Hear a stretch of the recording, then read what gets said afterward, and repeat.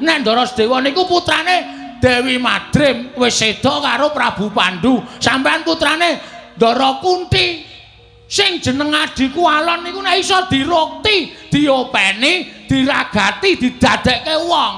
Sampeyan entuk pahala. Ora malah kon minggat. Wah, susah aku nek gagas kaya ngene. Aku aja ora manut karo aku, ora manut karo tuture wong tuwa ki piye. Nuwun sewu. Iya. Sampeyan kok ya ora ngelekke. Iya Bagong, aku kalah rembug karo Werkudara. Ora dene dadi pembarep. Kudune sampeyan iku iso mikir. Nek Werkudara arep nundung adine, sampeyan menggak. Werkudara, jangan ngono. Ora kok meneng wae. Ha gunane apa dadi kakang barep? Iki ya ngono sing bagus iki meng wah. Le mempeng nek ana wong wedok ayu. Nek ana masalah meng klecam-klecem, kepiye? Kok dadi Pandhawa kaya ngene iki kepiye kahanane? Nuwun sewu, kula tak nyuwun pirsa. Masalahe apa? Jan bocah iku malah begijikan dhewe iki apa to?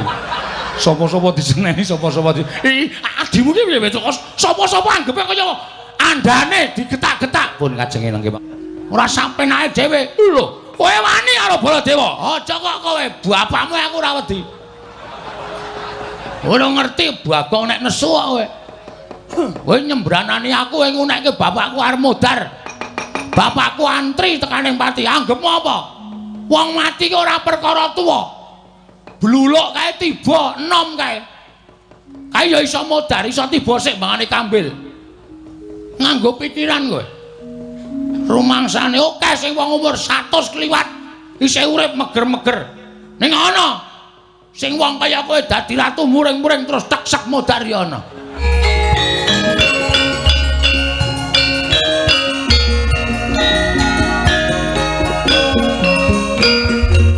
Al-Fatihah tujuh Kiseno Nugroho. Bismillah. Koko Prabu, atus pundi Kyai? menika mboten pangling kedadak suwanipun Petruk kaliyan Bagong wonten ing abyantaranipun ingkang rayi Ngamarta. Iya jagat Dewa Bathara. Wah. Nadanipun menapakno Petruk menika panakawanipun mbatang-adang kula para Pandhawa. Bagong menika ugi baturipun para Pandhawa. Mbok menawi Petruk sowan menika gadhah wigatos Yayi tumunten katimbalana menapa wigatosipun Petruk sowan. Koko Prabu lenggah ingkang langkung prayogi Nun ngestaken dawuh. Panakawan Petruk padha kanthi harja sak praptanira panakawan ning ngarsaning ingsun. Nun amit pasang Kalimantabe tinebene ngilodene dumawaing nawang tuwang sinuwun. Linepatno ing tulamanu. Menawi wonten lepat atur kula diagung pangaksami jar kula menika namung batur, kula menika namung panakawan. Kiranging unggah-ungguh kiranging tata susila kula nyuwun gunging samudra pangaksami. Iya ya panakawan. Ora dadi ngopo lho nggih padha rarja sak praptanira tansah pinangan ing kawidadane ring sambikala sawanipun ingkang abdipun Petruk kepareng kula ngaturaken sembah sumung keping pangabekti kula kunjuk sandhapada paduka Gusti kula Sanata Prabu Puntadewa ing negari Ngamarta. Panakawan Petruk ndak tampa pangestuku tampanana kapundhingga jimat paripin dayana ing kasantosan. Paring maestunipun sinuwun Prabu Darmakusuma amawahana kabagyaning gesang kula. Iya ya Petruk prayoga nunggonmu sowan lho nggih. Sampun boten kirang prayogi sinuwun. Panakawan Bagong padha kanthi harja sak praptanira. Nun amit pasang Kalimantabe tinebena ing iladune dumawaing tawang tuwang sinuwun. Ngemuti bilih kula menika namung batur, kula menika namung panakawan mila kiranging tata krami, kiranging unggah-ungguh diagung pangaksami. Iya, kok padha karo Petruk. Niki latihan sareng-sareng sinuwun. Iya. Kemareng kula ngaturaken sembah sumungkem ing pangabekti kunjuk sandhapada paduka Gusti kula Sanata Prabu Puntadewa. Duh, sekerupku tiba to. Nggawa apa? Mak kelunting ki mau. Wong sak-sakane werna-werna. Iya ya Bagong pangestuku tampanana. Kapundi nggo jimat paripeh ndayanana ing kasantosan. Iya Bagong prayoga nunggonmu lungguh sampun boten kirang sekeca anggen kula ngabiyantara ngersanipun sinuwun Prabu Darma Kusuma. Iya Bagong, sing tak karepke kaya ngono kuwi. Yen to sowan Nalendra ya kudu nganggo tata krama, ora sak kepenakmu dhewe. Nun nggih, samenika sampun radi insap sinuwun. Iya Bagong. Nun nggih, mugi-mugi mboten kumat. Iya Bagong, ora dadi ngopo. Petro Kanthong Bala Pandhareja sapraptamu. Sinuwun Mandura wilujeng bekti kula kunjuk. Yo, pangestuku tamanono Petro. Nun nggih, sanget anggen kawula dadosaken jimat. Ponokan Bagong Pandhareja sapraptamu. Pangestunipun Sinuwun Mandura wilujeng bekti kula kunjuk. Yo, pangestuku tamanono. Ngene. Oh, Gong. Ah cepet ya diwangsuli cepet men ketok kaya ngajeni ngono lho. Ngajeni nek ora cetha yo malah ora ngajeni. Panjenengan ngendika napa? Pangestuku tamanono. Kapundi jimat mari pendhayan kasantosan. Lho, ngono kuwi cekat-ceket.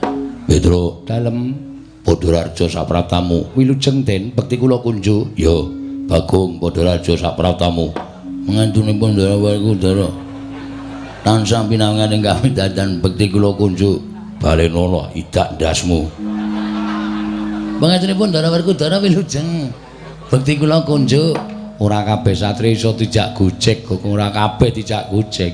Darawalkudara kuwi ora iso dijak guyon. Heeh, sepaneng. Gua malah ora. Aku ora seneng karo bendara-bendara sing sepaneng iki. Aku nek golek bendara iki ya sing ceria. Sing ngremenke, sing mbungahake. Ha iya. Lomo ora pati ya. Petro Pandhareja sapraptamu. Pangestunipun Ndara Janaka wilujeng bekti kula nggih Den. Iya Petro ndak tampa. Bagong Pandhareja sapraptamu. Pangestunipun Ndara Janaka bekti kula nggih Den. Iya tak tampa. Petro Kanthong Bolong Pandhareja, ndarana kula bekti kula. Iya Petro tak tampa. Bagong Pandhareja, ndarana kula bekti kula. Iya tak tampa. Lho. Kok gutang ya, Gong? Hah? Kok kurang siji? Goleke wong wae. Goleke wong piye? Maksude Pandhawa kok kurang siji? Mbok menawa ora masuk. Ora masuk. Tegese ora melu pasewakan, kadang-kadang iso jangkep, kadang-kadang iso ora. Lah iya. Ning kok kaya ora kepenak rasaku. Rasa to gagas sing baku wae dikongkon bapak, apa perlune matur Sinuwun Prabu Darma Kusuma. Ya, tak matur. Petro dalem. Ana apa Petro? Apa saka karepmu dhewe? Apa dikongkon bapakmu Semar? Parmatur Sinuwun Prabu Puntadewa. Menawi lepat atur kula diagung mangaksami nggih Den. Iya Petro ora dadi ngopo. Ingkang sepisan kula ngaturaken sembah pangabekti kula kunjuk ngersanipun Ndara-ndara kula Pandhawa ingkang kangka kalih. Sowan kula menika estunipun boten saking pikajengan kula piyambak.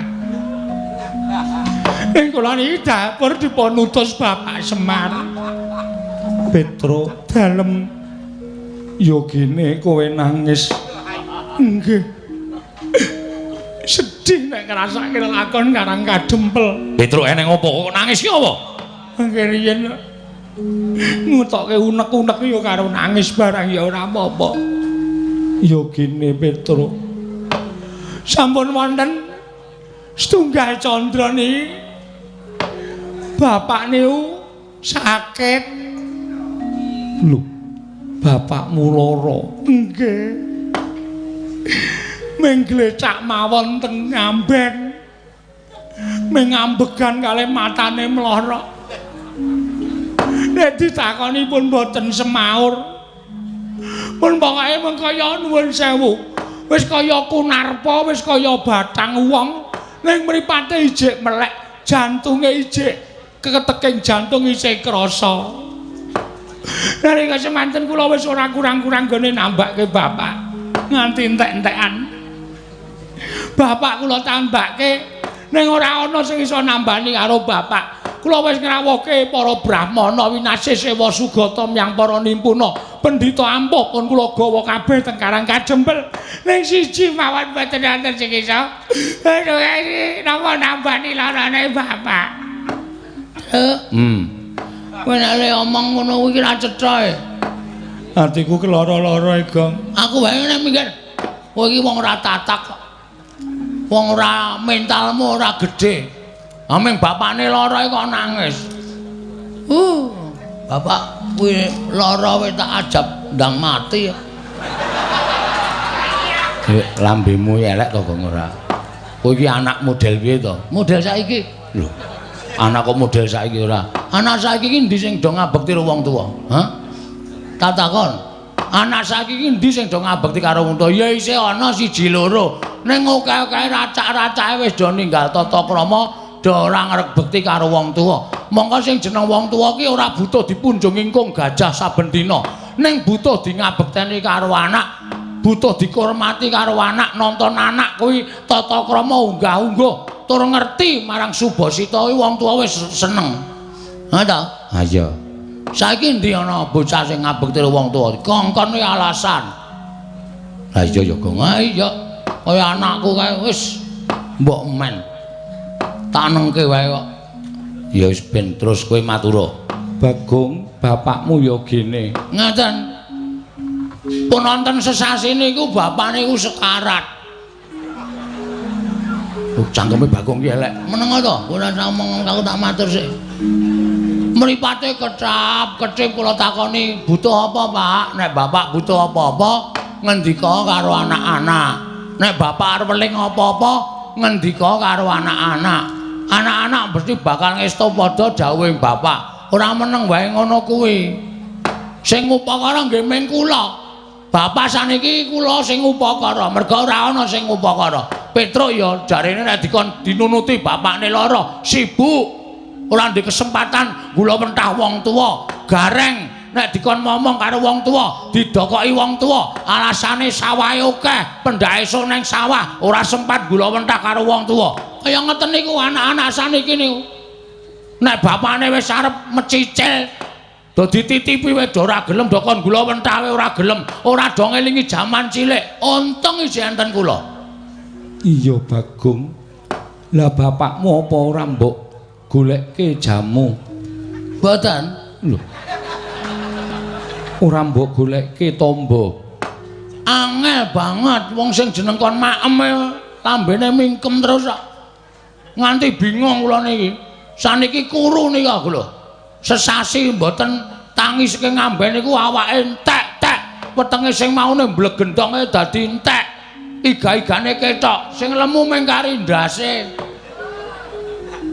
Jan ora ditata krama tenan. Menengo mbangane kowe iki matur kok nangis iki cara ngendi? Ngoten niku. Lah terus pada suatu ketika apa kuwi Bagong? oh iya lali aku. Lali nek matur ning ngarepe ratu e. Sawijining dina kula Gareng karo Petro niku tetengok nunggu bapak bengi-bengi nika do melek. Iya. Ah terus bapak niku dilalah kok watuk guk ngono. Tak kira nek kirek bul watuk bapak. Arep tak gusah kok suarane nang ngamben. Wah ya wis genane bapak watuk. Ngopo Pak Mimi apa piye? Terus kula jukuke wedang putih kaya sedotan nika kula jejelke teng mulute bapak terus disedot. Bareng niku kok njaluk udut. Niku jam 2. Jam 2 bengi. Nggih. Terus watuk terus dawuh kalih kula kalih Petro kalih Gareng. Kira-kira anakku sing gelem tak kongkon sapa ya? Ngono ngoten niku. Terus kula maju aku, Pak. Aku anakmu sing ragil. Konen ngopo, Pak? Men bapak mari aku manut. Aku tak kon nyemplung segara wae aku sago, Pak. Demi bapak. Ngoten niku. Mboten wonten anake loro sik jenenge Gareng karo Petro niku masrahke tenaga nggo bantu bapakne ra gelem ming doting cermime nika. Terus bapak ngenten iki, ya wis sing tak tuding Petro karo Bagong mangkata ning negara Ngamarta. Iya. Terus lah ngopo Pak ning negara Ngamarta? Kowe nek kepengin bapakmu isih urip, pengen bapakmu ki lestari, le momong karo kowe, pengen bapakmu ki lono urip ana ing jagat, kowe sowan Sinten Prabu Puntadewa, Pandhawa 5 aturana rawuh mrene ning nggawa pusaka. Ya kuwi pustaka Jamus Myang Jimat kelima sada. Ngoten niku. Nah, sowan kula mriki saniwun Sinten Prabu Darmakusuma menika wonten suka lilaning penggalih ngemuti Bilih sampun marambah makaping-kaping bapak mriku bantu dhateng para Pandhawa. Momong dhateng para Pandhawa wiwit kuncung nganti gelung, wiwit jabang nganti craprang. Pandhawa mboten pisah kaliyan bapak. Nek nganti bapak men kepengin butuhke Pandhawa 5 cacahe rawuh teng Karang Kadempel sinambi mundi pustaka Jamus Miang Jimat kelima sada ora kelakon. Niku ateges Pandhawa niku nuwun sewu, satriya sing mboten ngerti males kabecikane wong liya. Mula terus terang, nek kula sowan mriki Pandhawa mboten rawuh teng Karang Kadempel, kula wis mengajukan surat pengunduran diri. Pengunduran diri minangka apa, Bagong? Minangka abdi negara Ngamarta. Terus apa gunane kula ket biyen nglesot teng negara Ngamarta, mung butuh Pandhawa rawuh teng Karang Kadempel. Dadi srana tambane bapak kok ora kelakon. Nggih to? Percuma. Hah? Percuma.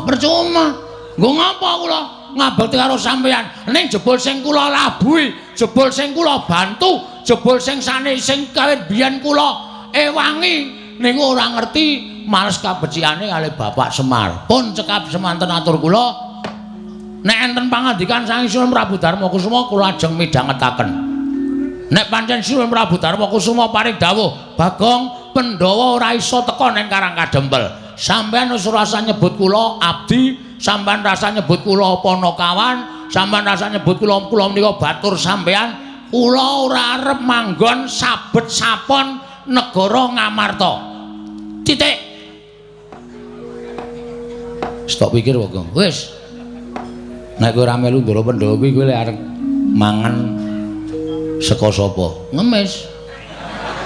Ngemis kok dipeng-pengke ora. Mbok ya nek omong ki sing nganggo dipikir ora waton omong. Konjur mengundurkan diri. Kowe wonge jiri kok, Tru. Kowe wonge ketergantungan. Heh. Kowe uripmu tergantung karo Pandhawa. Ya nek Pandhawa sing butuhke kowe terus. Nek Pandhawa ora butuhke kowe, arep ngopo kowe? Arep ngemis-ngemis nembung dadi abdine Pandhawa. Heeh. Wong ki ndek jati diri. Mengono kok wedi ora. Ana aku ambek wis paribasane Pandhawa ora iso nglabuhi karo bapak. Nggo ngopo? Nglabuhi Pandhawa. Wis ora ana gunane. Apa sing diparingi Pandhawa baleke kabeh? Kowe diparingi apa? Lemari. Tok baleke. Warkasa terus wis tak dol. Oh. Dadak nebus aku. Ya pokoke takon ngikhlaske. Ya tegese kuwi ra kon sekuwen. Ya men. Iya. Tak modasmu lho. Kowe iki senengane ngigol-ngigoli aku le omong kok. Bagong, wonten dawuh keloro-loro atiku, Bagong. Sami. Kula janjane matur ngenten iki niku. Kula ampet tenan ati kula. Merga kula mriki nyawang bapak niku wis kaya kunarpa. Bapak duwe pengarep-arep Pandhawa rawuh mriki ning kok sampeyan kula matur kaya ngoten kok malah nangis. Sawangen Pandhawa mung kari papat. Lho.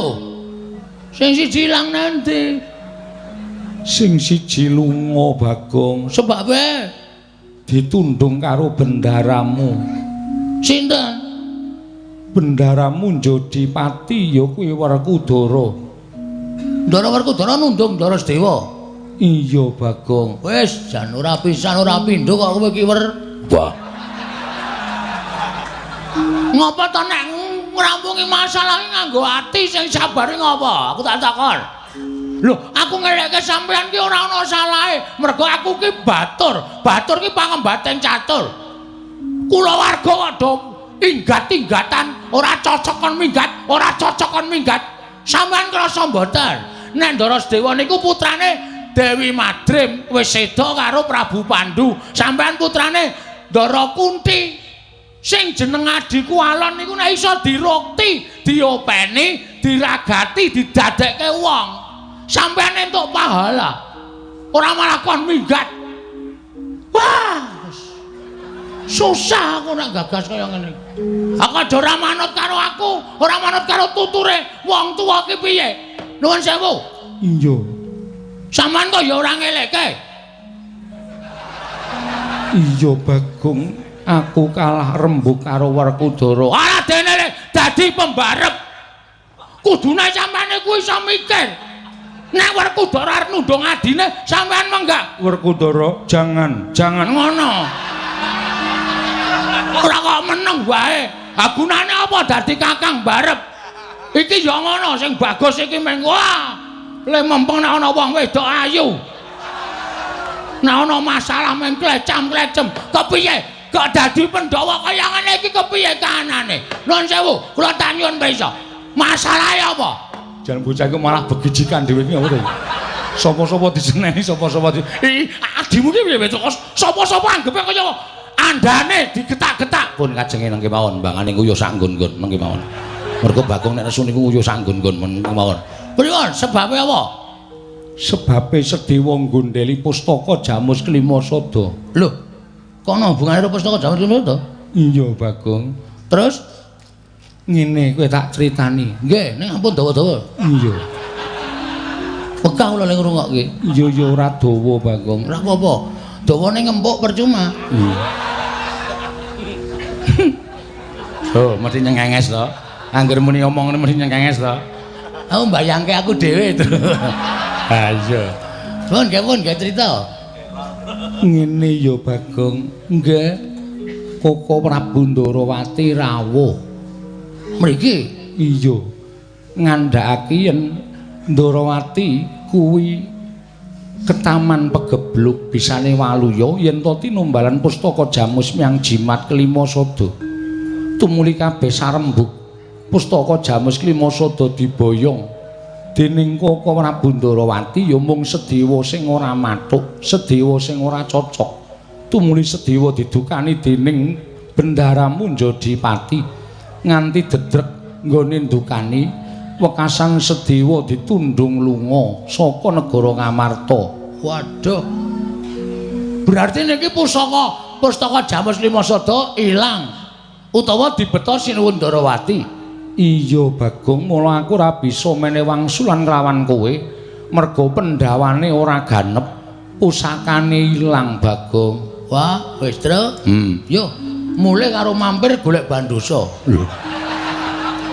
Nggo ngopo? Bapak jelas mati iki. Tambane ra ana kok arep ndi meneh parane. Ya engko gareng gek kon bedah bumi. Ha ya wis ngono wae ndak. Ambangane iki dadi masalah, dadi geger malah ora karo-karuan. Lah jare kowe arep mbelani bapak nganti tetesing getihmu sing pungkasan. Lho, nek pancen kowe arep mbelani karo bapak, perkara iki diglejah kok, diunceki. Sing bener piye? Sing kudune kepiye kelakone ora manut karo kahanan sing kaya ngene iki. Wah, jan susah aku nek gagas kaya ngene. Nuwun ngapunten lho. Sampeyan kok ya nuwun pangapunten. Ikhlas lahir batin maringke pustaka Jamus Myang Jimat Klimasada dhateng Sinuwun Ndarawati. Merga Koko Prabu kuwi sesembahanku. Nuwun pangapunten. Saniki ampun gagas Sinuwun Ndarawati menika sesembahan sampeyan. Ning kudu ditonton. Mula ana tetembungan ngendikake ratu kuwi nek siniwaka aja ming netra walaka, tegese netra batin lahir tok, ning netra batin diwengake utawa permana jati. Wonten nika. Merga jaman saiki akeh sing maraja saka sela-selaning garu, ketoke kanca ning dadi mungsuh, ketoke sedulur ning tegel karo kancane. Menika nuwun sapunten, menika kudu dipun penggalih. Kalebet lakon sing dumadi wonten negari Ngamarta mriki, ketoke Sinuwun Ndarawati. Terus diparingi pustaka Jamus Klimasada. Nuwun sewu. Nek nganti niki mengke dudu Sinuwun Ndarawati. Ternyata dudu Sinuwun Ndarawati, terus pustaka Jamus Klimasada ical. Pripun ya? Sapa sing arep disalahke? Sapa sing arep goleki pustaka Jamus Klimasada? Ora ngawur dadi ratu ora gampang. Ora mung iya. Iya gampang dapusi wong. Wah, sampeyan iku sembrono kok Sinuwun. Kula wis matur bola-bali to. Pustaka Jamus Klimasada menika panggesanganipun para Pandhawa. Nek Pandhawa kelangan pustaka Jamus Klimasada menika ngibarate wong sing ora seneng karo para Pandhawa, ajeng gawe cintrakaning para Pandhawa, angel mijet wae ngranti, suwe banyu sinaring. Tatur Kualik. Hah? Turta. Oh iya, Ndring. Turta. Ming turta kok kualik pemikir aja. Pustaka Jamus Lima Sada menika dados panggesanganipun para kawula sak negari Ngamarta. Nek nganti pusaka ilang, Ngamarta kawulane pating blengkah ora karo-karuan. Pripun nek kaya ngoten niku? Aja nyawang Ratu Ndarawati. Aja nyawang Ratu Ndarawati kadange tuwa. Para Pandhawa ning kudu diteliti, kudu ditelesih. Ngoten lho. Kena dipasrahke, ning dicek dhisik. Werkudara Ndarawati tilik ana, ketaman pegeblok apa ora? Werkudarane mangkat brubut. Nek wis dibuktekke, iya mbarep pancen bener. Pusaka diparingke, urung ana bukti kok wis diparingke niku. Macem mana? Pripun nek kaya ngene iki? Wah, lah wis geger malah Bapak Semar ditelapke, wis megap-megap arep tekaning pati, malah pusaka mang paringke karo Prabu Kresna. Apa nek ngono? Kresna lho Semar iki bobote abot Kresna apa piye?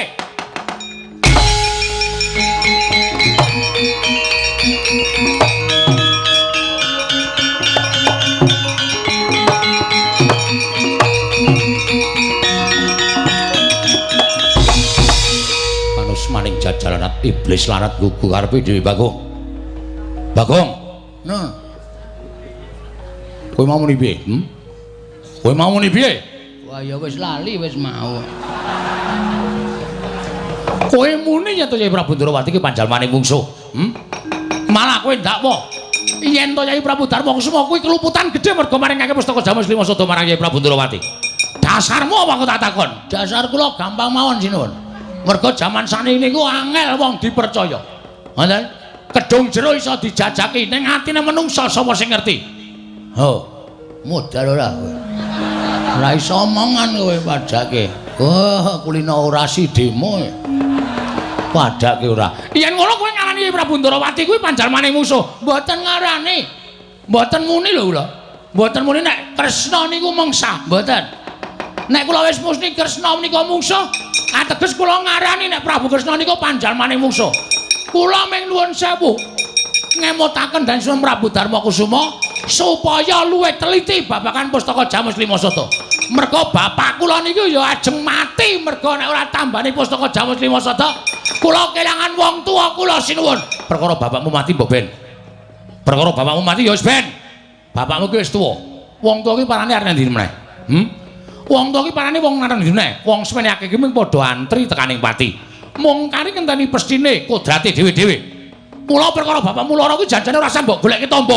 Ning wis ben enten ana wayane mangsa kala tumedhaing Sang Hyang Nyawa Dipati jabut karo nyawane bapakmu. Yen pancen pinesti kudu tekaning pati. Kuwi lha atos iki, Tru. Piye? Iki kok lara ning ati ya? Lara ning ati ya tandange ora. Bapak dipatek-patekke ora. Kowe iki lek iso goleki tampa kok mung diunekke tekaning pati. Ayo karo ngopo? Nek kowe wani ndakwa, Yai Prabu Ndarawati panjalmaning musuh.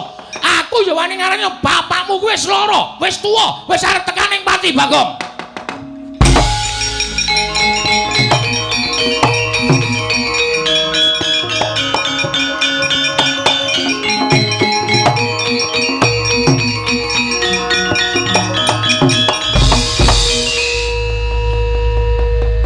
Kowe aja watoni isamu wis lho, Bol. Lho.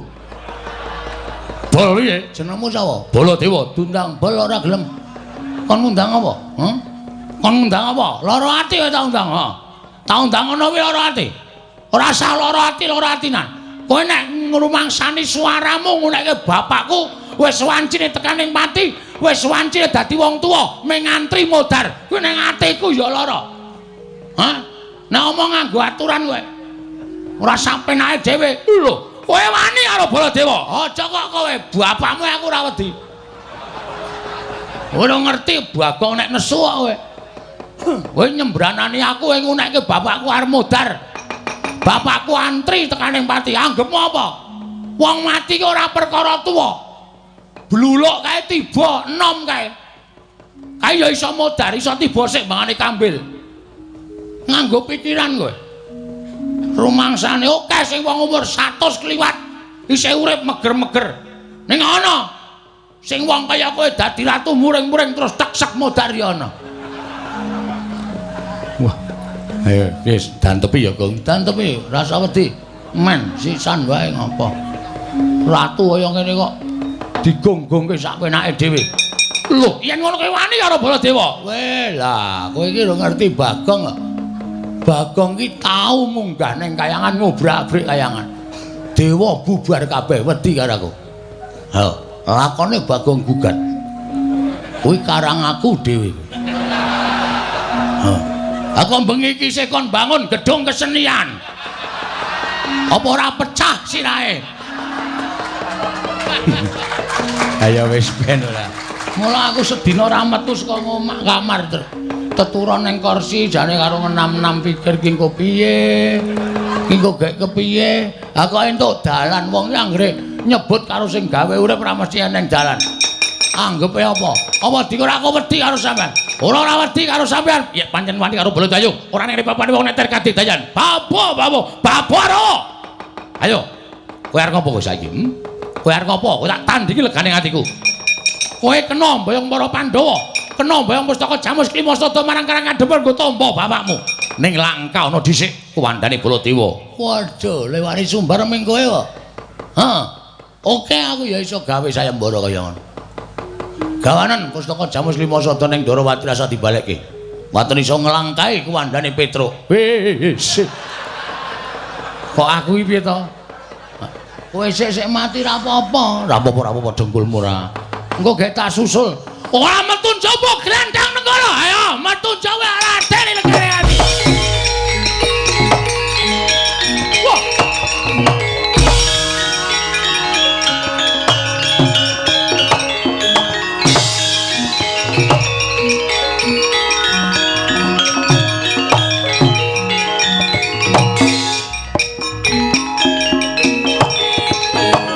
Werkudara. Iya. Arjuna kula wonten paring adhawu. Lah kok dadi kaya mengkene kahanan ingkang dumadya ning Praja Ngamarta. Yayi, apa si Adi ora rumangsa kleru nundung kelawan kadangmu ragil? Wah. Bareng Petruk sowan. Matur yen Semar lara. Wah, tumulya ana rasa getun atiku. Semono uga mbarep ndak kira uga keduwung. Maringake pustaka Jamus Miang Jimat Klimasada. Dimas, sega wis dadi jenang ora bakal pulih meneh dadi sega. Ing mengkono ora perlu digetuni. Ya, Sing wigati ayo Budidaya. Golek ana kadangmu Sedewa ingkang angka 2 upadinen sarta titi priksanen kahanan Darawati ya Yayi. Nanging kang luwih becik sirepen dhisik kamurkaning Kaka Prabu Mandura apa dene Petruk lan Bagong nggone wis padha geseh penemu. yo barep kakangku ngestake dawuh. Arjuna ulunten maring adhawu. Bubarna kang padha seba jeneng ingsun kundur ngedatun kula nun paramadal pasilen. Sing ati-ati aja kaya bocah cilik. Yayi Arjuna kaya wis ora ana dawuh maneh Dimas. Purna gatining maranggilan. Sanata sakundur ngedatun jeluk saking gambaran ana kinapit gambaran gading. Kadheraken sangganing Plomban Cedhi manggung ketanggung Jaka Paloro ingkang sami ngambil upacaraning keprabon. Gawe setengah saking Mandra tindaknya Sri Naranata. Katinon saking Mandrawa kaya gumebyar candrane Sri Naranata wau. Kok sajae mak cilik Bumira tawu pasuryane taus padhae saka kene kok kaya ora adat sabene. Kaya penggali lagi ora jenak, penggali ora karenan jroning penggali mak cilik Sedewa. Anakku lanang Antasena, Piye? mula kowe tak jawil. Kowe tak jak mlaku adoh supaya ngedoh saka negara Ngamarta sak njabaning tapal wates negara Ngamarta. Heeh. Kowe tak kandhani ya, Nggir. Dina samengko kowe arep tak pamiti. Lho. Pamiti piye?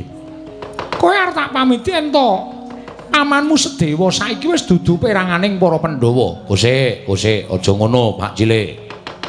Sing sabar, sing ikhlas atine. Ana apa kok Mak Cilik ngendika kaya ngono kok mak tratap atiku? Antasena, Piye? nalika semono negara Ngamarta kerawuhan Kanjeng Kaka Prabu Ndarawati. Heeh, terus karo Kaka Prabu Mandura. Bareng ditanjeke dening Kanjeng Koko Prabu Darma Kusuma. Koko Prabu Ndrawati paring dawuh yen negara Ndrawati ketaman pegebluk bisane waluya nirmala temajati yen ta tinumbalan wujuding pustaka Jamus Klimasada. Pekasan para Pandhawa padha sarembug.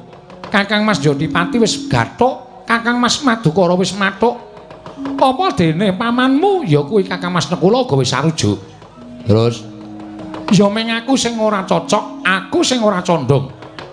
Monggo karepku yen pancen Ndrawati ketaman pegebluk mbok ya diteliti luwih dhisik, mengko sawise diteliti yen pancen Koko Prabu Ndrawati karep mboyong pustaka Jamus Klimasada kebukten Ndrawati pancen ana pegebluk ora bakal awel sarta nggrundel. Nanging ngaturku akeh-akeh kelawan Kanjeng Koko Prabu Puntadewa, sajake ora dadi penggalihe wong atuwamu ya kuwi Kang Mas Werkudara. Bapak to? Iya. Terus bapak ngopo? Bapakmu tumuli duka karo aku Antasena. Terus sawise duka, kowe ngerti to watake bapakmu nek wis nesu rak kaya ngono kae? Heeh, kau dosa, okol, tur kudu menang dhewe. Kuwi watake bapak. Terus karepe aku ditundung lunga saka negara Ngamarta Antasena. Lho. Sing nundung lunga mak cilik. Bapakmu ya kuwi Kang Mas Werkudara. Bapak nundung mak cilik. Iya Antasena. Nanti bapak ajare kose. Kosek kowe aja ngawur kowe, aja ngawur. Engko nek nganti kowe nesu karo bapakmu, mesti bapakmu ngluputke aku meneh. Aku saya dosa nang ngarepe wong atuwamu. Ha nek nganti mak cilik lunga saka negara Ngamarta Pandhawa kurang siji. Nek pancen wis dikarepake karo wong tuamu kepiye meneh? Dasare aku upama bali marang praja ing Ngamarta, mestine aku ora bakal tinampa. Terus perkara pustaka Jamus Klimasada sajake wis diparingake marang wong atuwamu ing Ndrawati. Wah, janji wong Ngamarta kuwi ya grusah-grusu to ya. Pustaka Jamus Klimasada kuwi rak panguripaning para Pandhawa, pambengsaning para kawula sak negara Ngamarta. Lah kok dadi grusah-grusu diparingake karo Siwa Ndrawati, ya nek nganti Siwa Ndrawati iki pancen bener-bener bakal gawe srana waluyaning praja ing Ndrawati. Nek kabeh mung kandheng ning pangucap ora kababar dadi pakarti, tegese menggara sapa sing ngaputinan. Apa sing mbok pikir mau padha karo legetaning atiku Antasena. Wah, lah pancen kowe karo aku iki cocok kok, Pak Cilik. Lah terus iki sampean arep lunga endi? Aku dhewe bingung. Ngene wae. Ngekos nggon aku apa piye? Jembar. Ngrandu Gumbala ana ruangan kosong. Apa? Ruangan kosong. Aku ki lek seneng karo kowe wong iki glece sak penake dhewe nek omong monggo kowe iki satriya ning nuwun sewu lho Antasena. Kelakuanmu iki kaya apa ana kawan? Wis ben sapa sing nyebut sakarepe dhewe. Ning pancen wataku kaya ngene. Terus jane Pak Cilik arep ngopo? Antasena, piye? Iki malah aku rumangsa duwe kewajiban balekake pustaka Jamus menyang Jimat Klimasada. Lah terus carane aku arep goleki Kresna sing nggawa pustaka Jamus Klimasada. Nek sampean goleki kaya wujude kaya ngono kuwi apa ya kelakon. Engko nek nganti konangan kawula Ngamarta, lho kae Raden Sedewa kok kekalangan arep tindak menyang endi dadi rasananing para kawula kuwi ora prayoga kedadiane. Lah terus aja wujud kaya ngono. Wujud apa? Mak Cilik kuwi wong pinter. Mak Cilik iki titisaning Bambang Sekaca, ya to? Aku ngerti kabeh. Sampeyan kuwi arep piranganing Pandhawa ragil dhewe, ning sampeyan ki nek rembugan malah kala-kala ngungkuli karo rembuge Piyai Sepuh. Sampeyan ki Pandhawa sing awas dhewe, waskita, awas paningale kuwi Mak Cilik Sedewa. Wis, saya kok percaya karo sampeyan. Aja wujud Raden Sedewa, ning wujuda liyane kuwi aku lagi ngiklaske nek sampeyan goleki Siwa Ndrawati nggone mboyong pustaka Jamus Klimasada, Mak Cilik.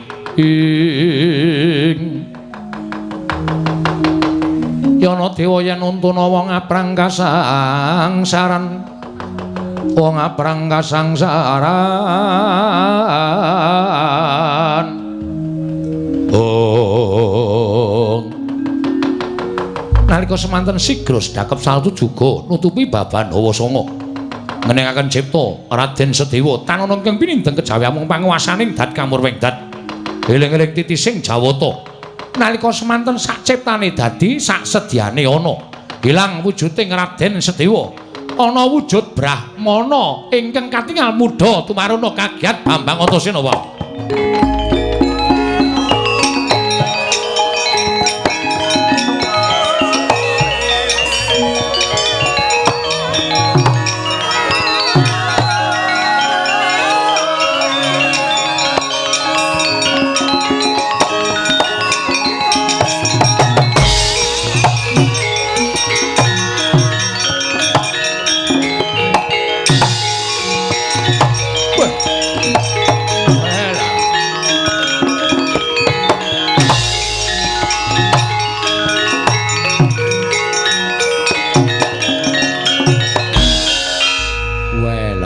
pinter tenan makku cilik iki jan.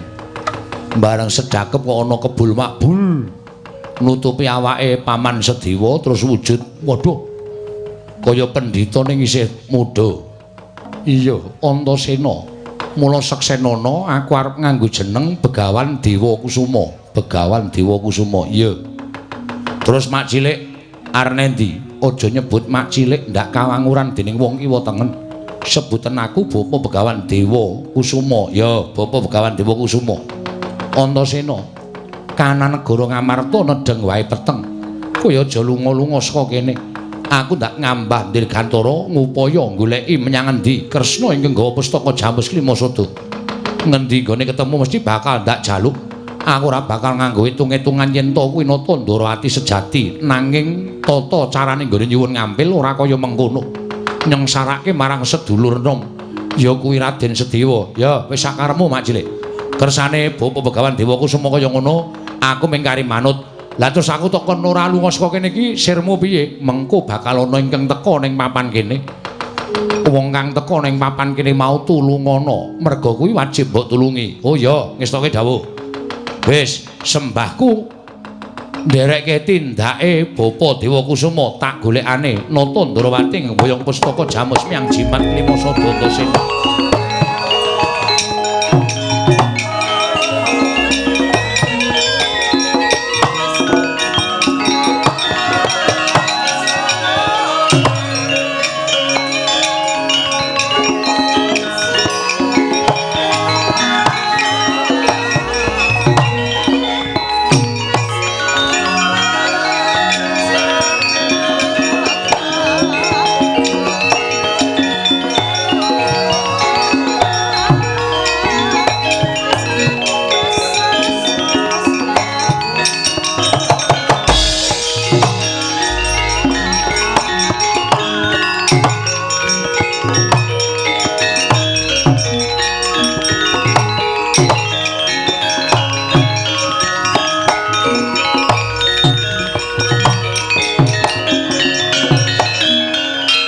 Kurta Srama panggah wagut katinya mawukyat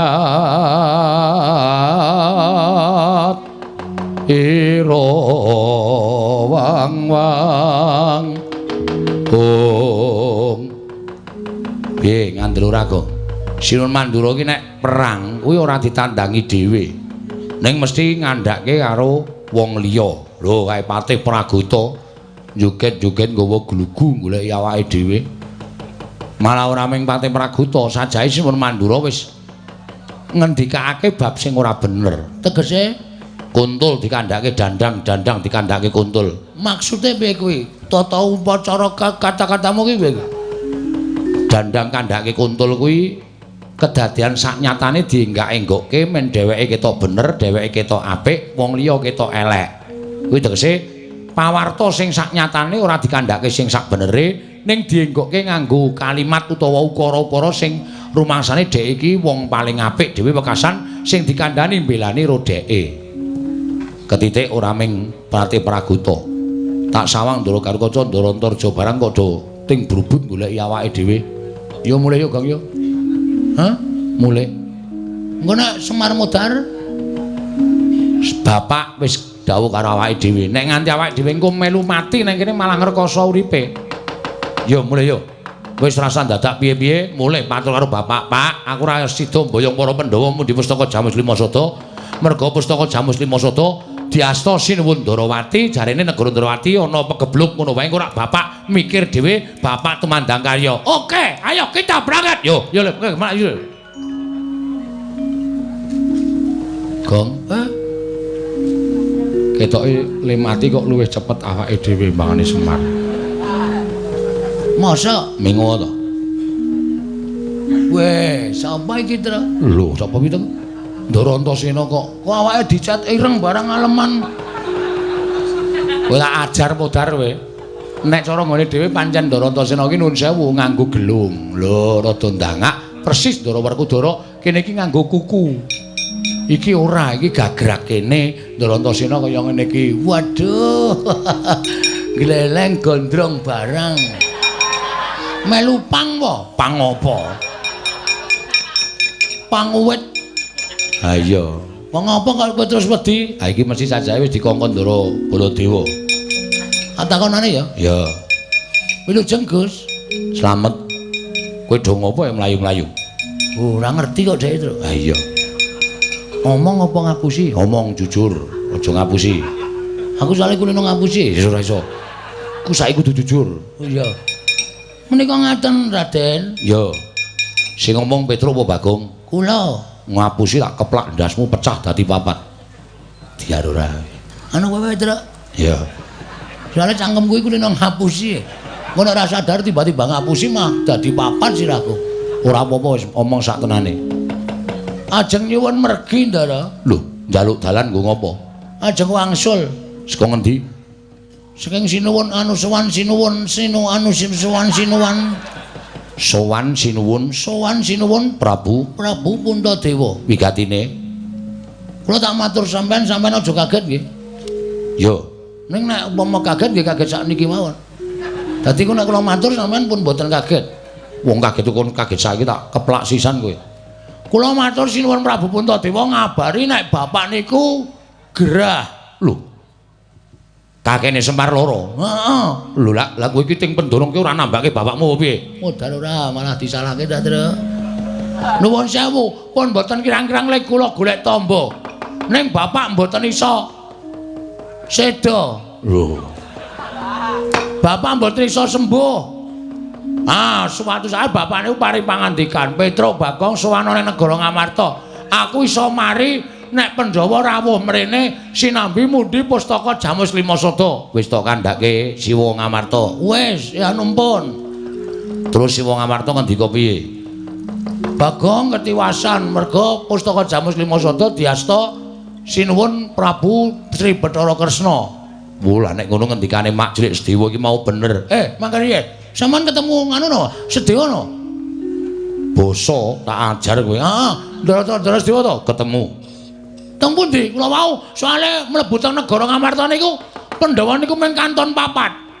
Sing kurang Ndara Sedewa. Kula takoke Ndara Sedewa teng pundi? Ditunjong bapakmu Ndara Werkudara. Bener, Mak Jlik ya kandha kaya ngono. Terus saniki Wis tindak. lho, lunga teng pundi? Kuwi kudu perkaramu iki urusane Mak Jlik Sedewa. Sing wigati aku nang kene iki kon ora lunga-lunga, nek ana wong tekan kene kon nulungi ngendikane Mak Jlik Sedewa kaya ngono. Lah kok sing tekan kene kowe karo Bagong karo Petro. Wong loro mingan. Kula kalih Petro, ora kowe karo Bagong karo Petro. Ora kebablasan le omong. Karepku iki kowe karo Petro ngono. Heeh. Lah kowe saka ngendi? Saka negara Ngamarta. Kok mlayu-mlayu? Ajeng gelut. Lho. Gelut karo sapa? Kare Baladewa. Gleleng to? Heeh. Aman reng tau ngerti Bagong karo gelut karo Baladewa. Mengene iki. Lho. Wani karo Siwa Mandura. Lho, sing diwedeni apane? Lho kok mlayu? Hari kok ngandhake kanca kerubutan kok. Ngandhake sapa? Ngandhake Pratih Pragota. Terus kamasmu Ndara Gatotkaca, Ndara Antarja goleki kalih kula. Niku wis diwolak-walikke karo Ndara Baladewa. Mesti kula dianggap salah, kula dianggap wong kleru. Mula Ndara Gatotkaca sing janjane kalih kula sayang goleki kalih kula, mider-mider teng gegana. Ndara Antarja yang goleki kalih kula. Oh nek ngono pancen lumusi ngendikaning Mak Jlik Sedewa. Aku kudu bantu karo kowe. Bantu napa? Wedi? Ora. Persi mawon iki soalnya ajeng bangun gedung kesenian. Ora. Ora bantu karo kowe kowe tak bantu kekuatan. Kekuatan apa? Kowe rasa mlayu. Terus Nek pancen wong salah kudu digawe salah. Nek pancen wong bener kowe kudu wedi. Kuwi wajibe wong urip ning alam padang. nggih. Monggo kowe tantang-tantangan karo Pak D Baladewa kuwi perkarane Kono mbelani Kresna. Kula mbelani bapak. Bapak niku wis rekoso lho, Den. Bapak niku saka uripe ming dienggo para Pandhawa. Aku ming perkara Pandhawa kon rawuh ning Karang Kadempel kok dikalahke karo Sinuwun Darawati sing kawulane kenapa geblok. Apa kira-kira abot Kresna mbangane Semar.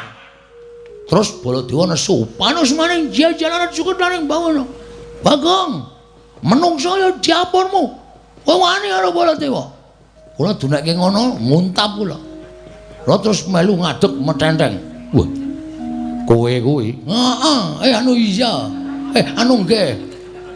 Ngono kuwi. Terus Metu njaba. Lah ora dadi. ha iya. Sing ra dadi Perange lho. heeh. Metu njaba ora ya metu njaba bareng. Wes bingung le do golek anduk. Gong, ora neng iki ning nggone wong liya lho. Nyatane ngono. Akandara Garuk Kacandara Antarja do ngewangi. Ora jiwa satria. Ndak dirambati anu jangkrik. Satria dirambati jangkrik. Ya matur nuwun kok. Heeh. Terus lajeng ngewangi pripun? Kowe rasah mlayu nang kene. Terus Kakang Garuk Kaca Kakang Antarja adepono. oke, siap. Carane Kowe tak ewangi. le ngewangi. Kowe maju pethokno Kakang Garuk Kaca Kakang Antarja. Oh ya bener nek iki diunekke satria petuk ya bener. Kok iso? Kan muni kowe tak ewangi ning maju pethokno Kakang Garuk Kaca. Maju ya modar tenan. Aja semelang kowe tak uripke. Kowe kok gleleng. Beto power bank lho. Ora ning aku iso nguripke wong mati. Carane Iki lho. Banyu sungut kuwi tak pres. Tak nggo nambani wong loro, tak nggo nguripke wong tekaning pati sing durung winanci. wah gleleng iki to. Heeh. Ya maju ya. Engko nek nganti awak dhewe mati ra konangan, Nah kuwi masalahe. Nah sampai kula mati mongko ketutupan suket ayo. Sampeyan nambani pripun? Ora sembrono nyawa nggo dolanan. ngene bae. Supaya kowe ora iso tekaning pati, sing kira-kira arep maju mungsuh Kakang Garuk Kaca Kakang Antarja sapa? Kowe aku terus.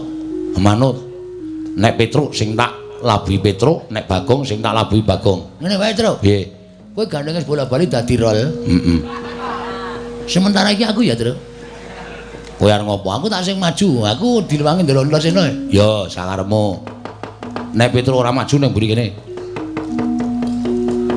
Arep ngopo, Gong? Wong kok glelenge ra jamak-jamak. Terus kula kudu pripun? Aku tak manjing ning awakmu. Lho.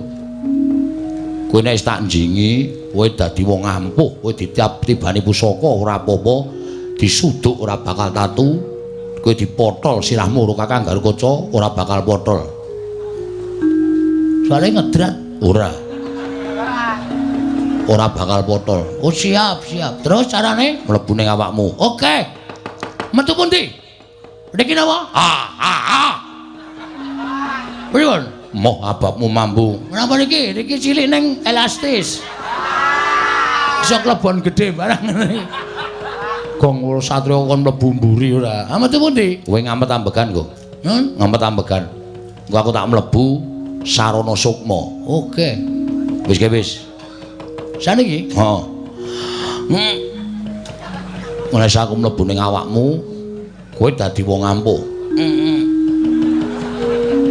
Nek lumrah kowe dipotol sirahe ora bakal potol, kowe dipateni ora bakal mati. Wis tata-tata ya, Gong. Aku tak mlebu ning awakmu.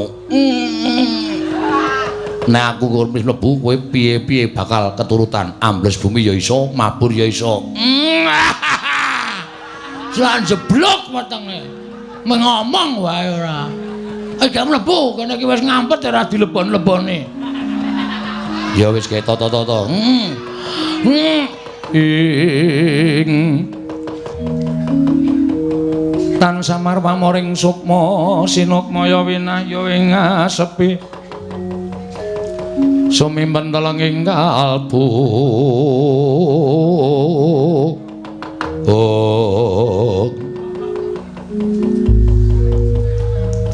Nek wis aku mlebu ning awakmu. Engko aku bakal digdaya, Gong. Wis, kowe iso ngambandir Gandara, kowe iso mabur.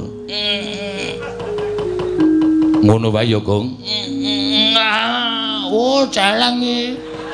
Tak kira nek Ndara Antasena diwas arep jeblok wetenge. Gus, Apa? sampean nang pundi? Aku wis nang jero awakmu. Gleleng iki nek ora nganggo Bagong sing siap nggo gelut wis ora. Wah, kaya nganggo training abang barang. Siap pokoke. Ha iya. Sampeyan nang jero awakku lho. Oh. Sampeyan wis nganu cetha mbantu kula. Wis biar ngomong apa iso keturutan. Upamane Ambles bumi ya kelakon, mabur ya kelakon. iki nek tak coba ora ana nyatane, tak tokke liwat mburi lho iki. Iya, iya. Buan klepret ya men lu. Nek ana arah-arah ambles bumi carane piye? Ya sewaton ngampet ambegan terus dresepke, awakmu dresepke bumi engko ora ambles bumi. Hati-hati. Hati-hati lho Gong, nek ora nyoto buhathukmu entuk aspal tatu tenan. Kowe ora meden-medeni to minggat ngono. Wong arep jajal kok digol-goli ra. Gong gong gong, hati-hati lho Gong gong. Petroke. Jotos tenan kowe marai tratapane. Wis tak niati tenan. Ya. Wah. Piye Gong kahanane? Peteng. Meneng jeron bumi. Aduh. Waduh, sarean Tru. Natap grobok aku. Iya. Aja liwat sarean kowe iki sareane piyai-piyai luhur ndak ngono. Apa Metu Gong. Hah? Metu. Oke. Nek jedul pripun, Den? Mengkari munggah jedul. Wah. Nek nganu Mabur sikile gedruke lemah ping 3. Mabur iso mabur. Niat Nggo nati. oke.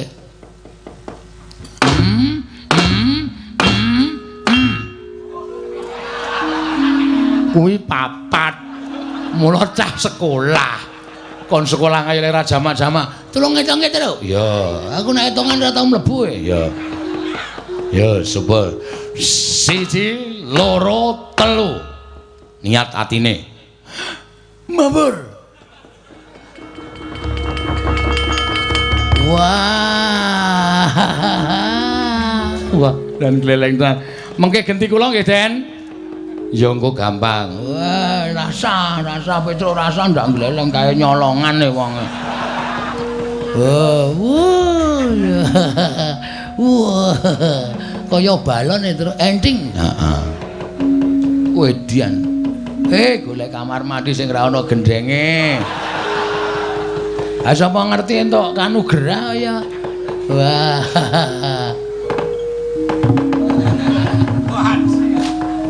Grimis Pak ya.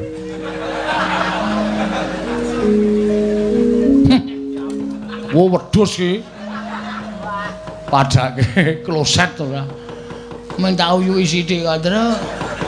Ya wis mangkat, Gong. Mangkat kowe rasa melu-melu ngaso. Ya. Hak tataane dhewe sing kira-kira mbelani karo Baladewa. Aku sing nandingi. Hati-hati ya, Le. Siap, aja kuwatir, aja kuwatir.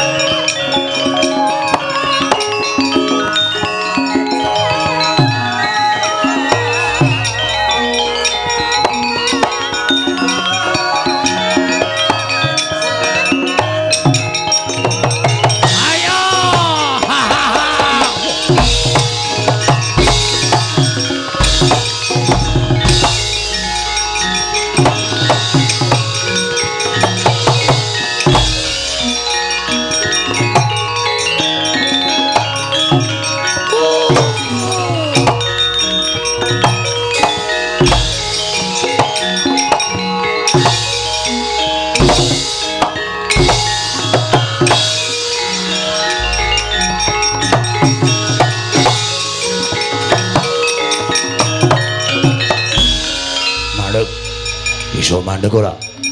Mandek. Iki piye iki pesawat kok nyekel pesawat? Medun. Landing. Sabar. Edan gugu karepe dhewe. Ora edan, kenyataan, Om. Iso mabur. Lho, apa sing iso mabur iki sing sampean tok apa? Arep kula wong kere kaya ngene nek iso tuku tiket iso mabur, Mas. Aja gawur-gawur Bagong. Nun. Kowe tak takoni bloko. Nggih, kersane ajeng napa sampean? Kowe wani karo si Mandura. Anane kula wani mergo kula diwarahi. Cacing nika kepidak menungsa. nika ngolet ora ngrasake lara, ning butuh males karo sing ngidak. Ning Bagong duwe perasaan. Coba saniku lho tak takon, nek upama bapakmu lara, terus bapakmu dunekke ming Werkudara lara kok modar mbok men. Ngono piye perasaanmu? Hah? Sing muni ngono sapa? Lho, sing ngakon kowe sapa? Siwa Mandura. Sing muni ngono Baladewa. Mula aku ora trima nek nganti bapakku dimodar-modarke karo Baladewa. Endi menungsane? Lho. Kon tekan kene. Kowe aja urap-urapan suaramu. Aja wani nantang karo Siwa Mandura. Bagong, yen kowe wani karo Mandura, aku isin dibatur kowe. Aku ya isin ndek juragan kowe. Apa juragan ra iso mikir?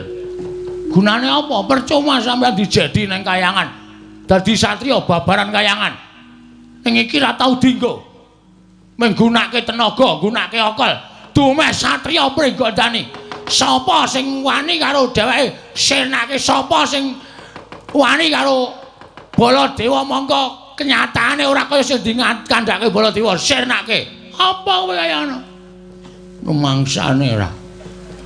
Kowe malah nguring-nguring karo aku, muni-muni karo aku. Mergo sampean ora jumbuh karo ngendikane. Aku ora seneng nek carane kaya ngono. Bapak niku lara. Hah? Bapak lara tambane pustaka Jamus Limasada. Monggo pustaka Jamus Limasada ilang. Ha ta? Ana? Yo. Ilang mergo digawa Sinuwun Ndarawati. Kula ming muni, Ndarawati kok dadak nggo tumbal pustaka Jamus Limasada. Ah kok makmu gedhe Mendura. Bagong menungso ora tatanan. Bapakmu ki wis tuwek. Lara ki wis sak mestine. Mengkari ngenteni wahyane mangsa kala bapakmu modar anut karo kersaning sing gawe jagat. Apa ora kelara-lara aku? Aku ora apa-apa ora kelara-lara. Bapakku lho. Dunake ngono iki bapakku. Bapakku ki jegoke kirike-kirike tak bleh. Kok dadi bapakku dunake modar kaya iki. Nek Bagong ora trima, mula aku kepeksa wani karo Prabu Baladewa. Yen kowe wani padha karo wani karo Gatotkaca. Oke, ra masalah. Ra masalah. Apa dikira aku wedi karo? Aku nek ngene iki ora wedi karo sapa-sapa. Kowe iso malik otot kawat balung mesi. Aku iso malik balung kirik. Ayo ngejak apa kowe? Ora minggat suaraku tak candak siramu tak potel gulumu. Potelen nek nganti aku iso potel siraku meguru karo kowe 20 taun Brara Gatotkaca.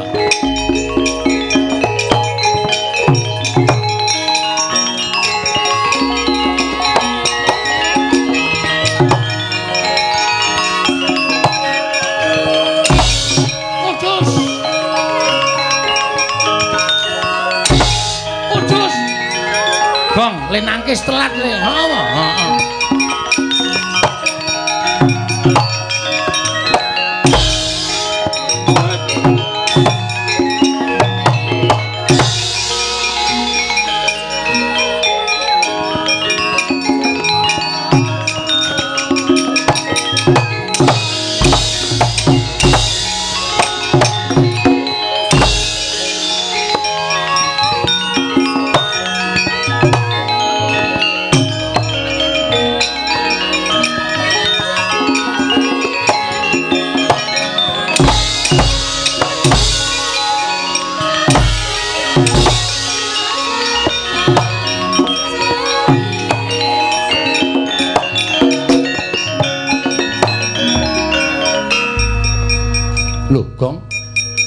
Kok bathuke metu getihe?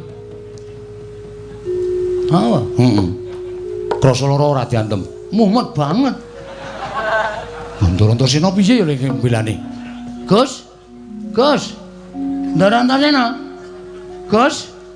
Ngopo? Aduh, sak leran aku, Gong. Wah, telek iki. Jarene mbantu mula aku diantil moncrat. Bol sare to. Oh, ya njuk ngapura karang kesel banget e. Wis perang niki. Ya wis nyuwun ngapura. Maju meneh. Wis kebacut lara. Bacut mlethek sirahe. Tonya Gatotkaca turu ta? Iki seneng kene iki turu ta, Tru? Ha iya tenan, ombeni oke tokke tumburi tenan. Wen luweh. Tak goleke kali sing asat ben. Ben tiba mak telepek ngono modar. Aja entuk aja gong. Mulane melek. Ya, Nek melek aku diantem mesti ora apa-apa, malah turu ora.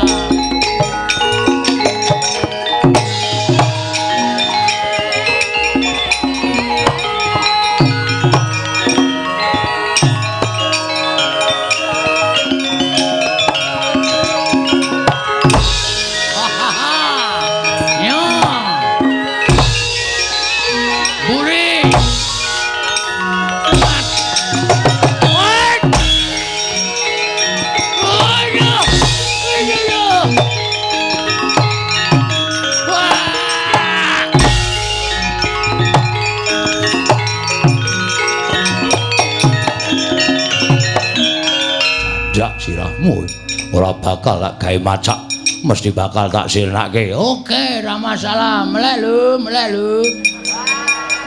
Iki bahaya iki. Tatoane nyawa, ayo matane diganjel. Ora merem nek nganti merem sirna marga layu aku. Mati dening aku. Wis kok iso model sirahku. Bumi langit tangkep. Mutar dening aku.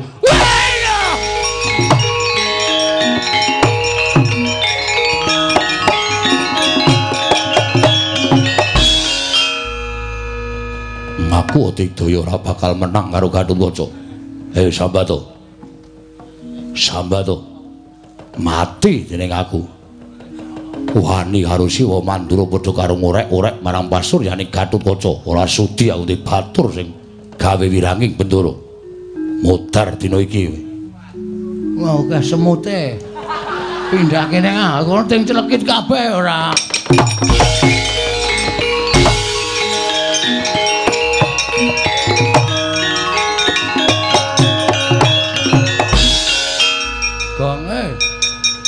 Kok gleleng kowe ora apa-apa dunter.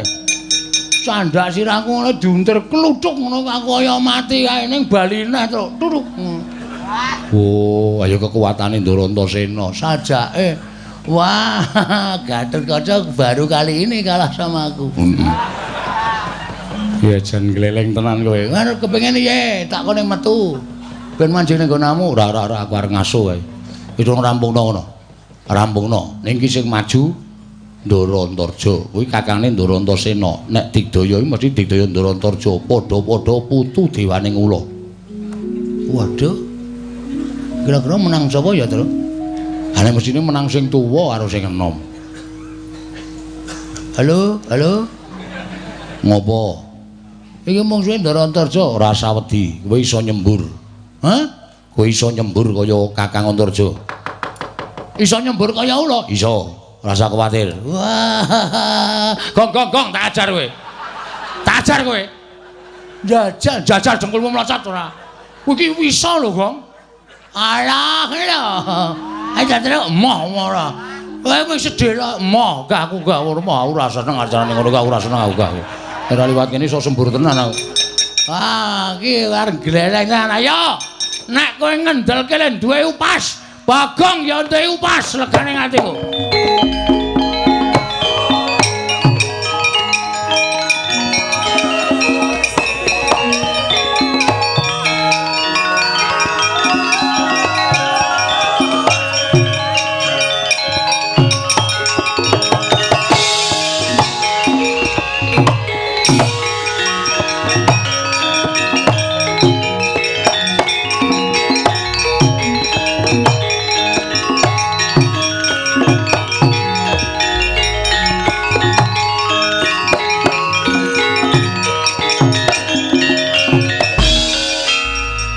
Bapak keperanggul mungging ayuda kebapak bawat nyobentar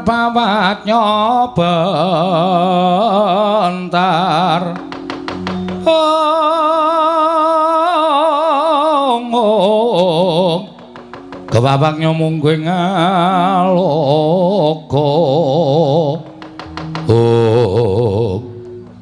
Bagong nggih Ndarantarja iya kok le mandeng kula kok kaya sinis. Duka napa? Nesu karo kowe. Sebabe Kowe wani karo Sing Mandura? Ya apa ora? Ngaku wae. Ora ngaku tak pateni, ngaku ya tak pateni. Wedian. Kejem tenan iki ngungkuli adine. Sampeyan pun murung kabar dereng? Kabar apa? Gatotkaca wedi kali kula. Lho. Adikku karo Kaca wedi karo Bagong. Weh, iki jeksane Piyayi Blitar. Niku asli aku ora goro. Kula dipotol sirahe ora apa-apa terus kula nglecak, terus kula pindah nggon le turu. Adimu wedi. Ning karo aku ora bakal iso selak. Kowe mesti bakal tekan ning pati. Ayo. Diadu antaraning Antarja karo Bagong menang sapa? Oke, ora masalah. Neng ngene ditemtoke kowe apa aku sing tekan ning pati? Manut. Sirmu piye? Kula manut. Ora minggat sembur mlonyo awakmu. Melek lho. Iya. Wis mulai idon-idonan iki. Sampeyan apa iso nyembur? Anggap aku ora iso nyembur. Ayo, didu. Upasmu karo iduku ampun ndi? Kene marganing patimu. Pangga tak ayoni Antarja.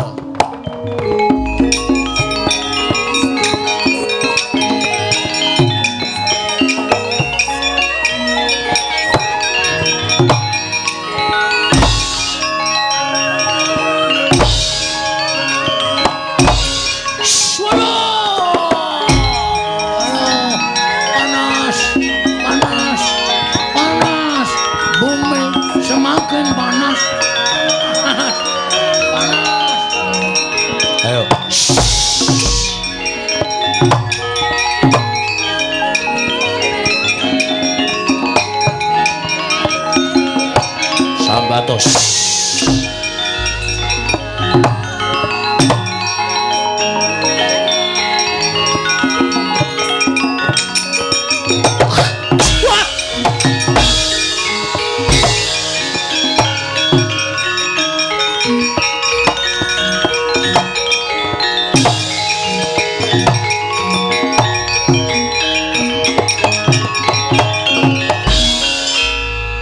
Nyembur kok ngidoni. Wong nyembur kudune ngono kok. Saisaku. Panas to dadamu? Kena iduku? Wih lah dalah. Lah kok nyolong pethek ing atase Bagong. Kok wani ngidoni sarta iso nyembur kaya dene Antarja. Ora pangling. Mesti ana sing bantu karo kowe, Kang. Ngrasa melu-melu perkara iki. Nek Kakang arep melu-melu perkara iki, aku nganggo raganing Bagong tak ladeni padhangane wani, petengane apa meneh, rupak wani, jembar wani, Kang. Tak hitung-hitung sing luput Siwa Mandura, dudu kok Bagong nek sampeyan melu-melu perkara iki dosa gedhe lho, Kang.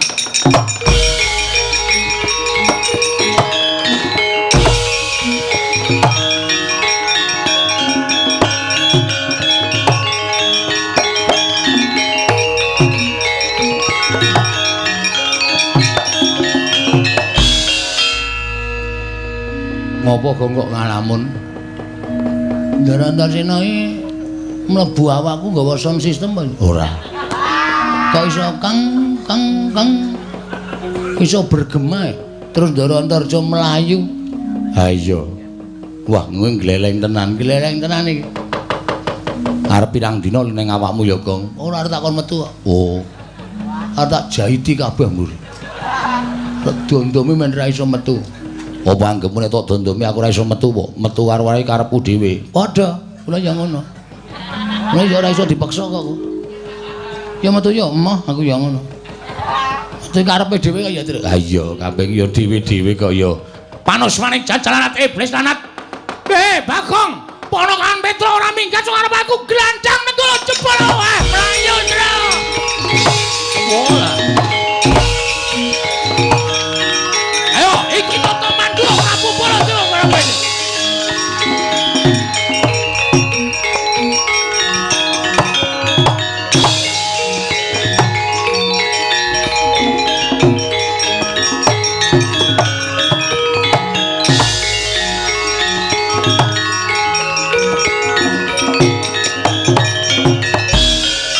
Nesu tenan nek kae.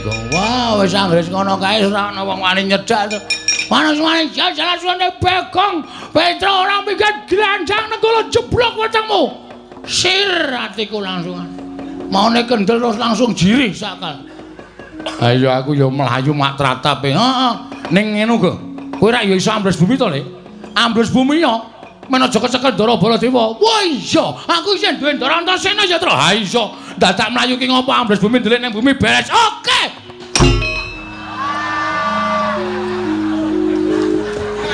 Melek. Sing melek sapa? Ndara Antasena turu mesti ki, Tru. Ora turu. Ha terus? Ha iki apa? Wah, iki ya tunggal dene iki. Tunggal dene ngopo? Metu ra omong-omong. Sona ki omong. Ora mung terus glenes lunga. Ha piye kaya meh ditinggal tok kae? Ha iya ya. Heeh. Ya wis ngono apa piye ora mung tanpa omongan terus sarungan. Lho. Kok tekan sarungan barang. Omong apa ta ki mau? Omong apa ora? Ngopo kok do mlayu? Ndara Baladewa duka. Siwa Mandura. Nggih. Lah piye arep dijoni wae piye? Arep piye-piye kowe kenggonan aku ora apa-apa. Ning ya modar tenan.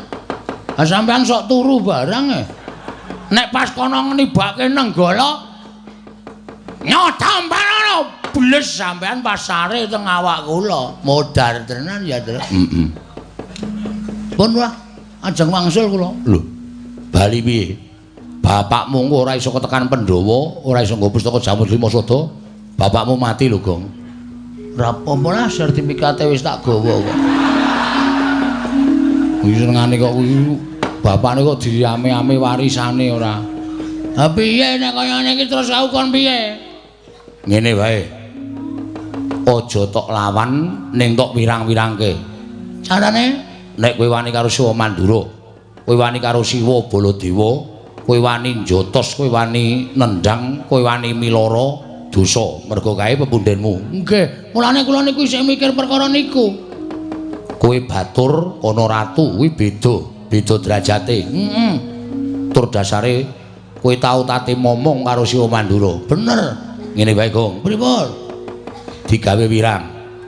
Digawe wirang pripun? Kowe tak dadekke Baladewa gelem ra? Serius? Lho tenan. Wah, iki kok aku kaya dadi ngerol terus ta iki, Tru. Apa Petruk wae? Pun mboten. Bagong mawon, Bagong. Dadi ketujah nenggala iki modar tenan. Nek niki kula dadi Baladewa ampuh mboten. Mbuh perkara ampuh aku ora ngerti. Ampuh karo ora kuwi kowe nyuwuna marang pengayomane karo sing gawe urip. Ning aku sing bantu karo kowe. Oke. Carane merem. Nah, Meremo. wis ya. Karang telapukane iki ciyute. Nek merem ki mung separo e. Oh, ngamet ambegan. Tak suwun karo sing gawe urip, tak dandani cara Siwa Mandura ya, Gong. Nggih, siap pun wis beres. Manut ae lah. Manut karo Ndara Antasena malah slamet. Yo, tak jalukke marang panguwasaning Dat Kamurweng Dat. Muga-muga iso kelakon penjangkane Antasena.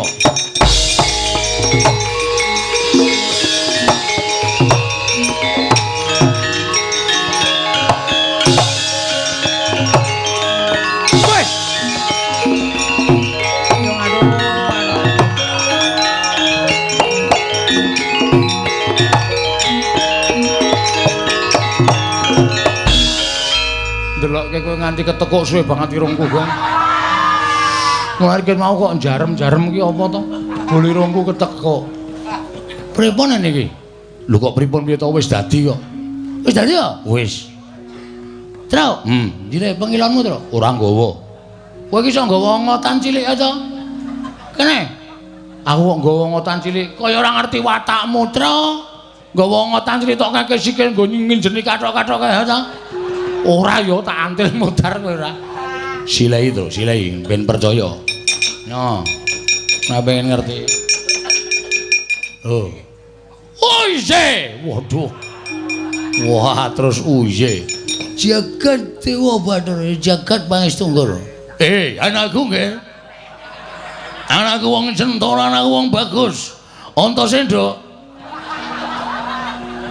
Arep kowe Baladewa nek Antasena tak kamplengi raimu kowe. Aja kaya ngono ya iki. Ojo kaya ngono. Petro. Petruk jengkulmu mlocot ya. Ayo Satrio. Aku dibombong to. Nek kowe tak timbali iki nyawang aku ki Baladewa, tak timbali dalem sinuwun ngono. Ya. Maju rene to. Ya wah yen mung bombong adine kok. Petro Kandang. Wonten dawuh sinuwun. Wih, bojomu nendi? Sinuwun Mandura kok nakoke bojo. Weh, adalah Antasena. Apa Pakde? Edan kowe gondrong kowe. Mbok cukur. Ya sesuk aku tak potong, Pak. Heeh, Petro. Wonten dawuh sinuwun. Iki aku arep maju perang Petro. Nggih. Terus kersane Petro kan ngono. wonten dawuh. Wih, ada. Ya pancen ngono Petro. Ah nggih. Nyai Kresna endi Petro? Wah kula mboten ngertos. Edian. Sanjay lagi Dharma Wisata Petro. Turuti omongane teng blasur ora karo-karo. Antasena. Apa Pakde? Aku arep maju ning peperangan Antasena. Pamujimu tak jaluk. Ya sing ati-ati Pakde, tak donga-dongake lepas oparane jembaro kubure. Sing apik cangkeme Antasena, Cangkemmu kuwi. Wong ngawur to karo Antasena kok nyangkem-nyangkemke ora. Antasena iki pernah anakku dhewe Petro. Antasena iki pernah anakku dhewe. Kuwi anake Werkudara Adi Kunjodipati mula ora jenemokane Antasena ki. Wis biasa nek karo aku. Nggih. Petro, Wonten dawuh. goleke gaman. Gaman apa? Nggo maju perang Petro. Oh nggih. Ngestokke dawuh. Aneh-aneh. Ndara Baladewa krocok mbendho iki kok. Aneh-aneh. Ngersake napa? Sakaremu Petro, sing penting iso nggo maju perang. Niki napa? Nggo. Niki. Weh, adalah. Baladewa kok nggo celurit. Liyane Petro. Oh nggih. Niki. Aku ki ora arep gawe pendopo. Nggih. Aja graji kowe nggo graji cengelmu piye? Oh nggih. Salah terus. Nggo. Nah, iki pusakaku. Aja mbok sepeleke Petro, iki tau tak nggo nyolong gori ping 3 aku nangan. Sakaremu. Antasena, Piye, Pakde? pamujimu tak jaluk. Ya, pen kabeh pamujiku. Maju ning peperangan. Awas Rawatan, Jawratan Manggen Bala. Ini nyata Manjura Prabu Baladewa. Baladewa. Hah? Baladewa. Aku muni apa ya? Baladewa. Oh, ngambeyen. Malah cengengesan. Kleru kok. Iki mergane patimu gugung arepe iki. Loh.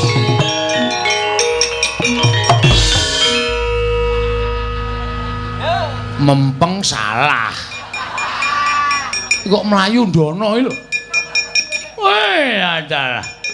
Gugung arepe dhewe buntu Petro dalane. Awak musuh teng rika kok mlayu mriko. Edian arsa manijat ning alam jagat yang binunding. Oh ye.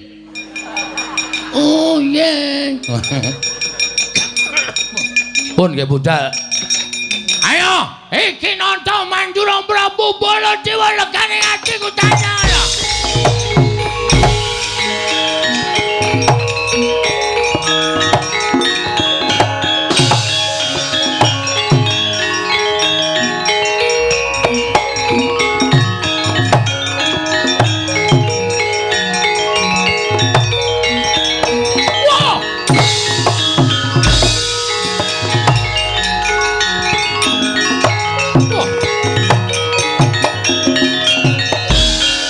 Panus maning jajaran iki aku kok ngedep kaca iki piye?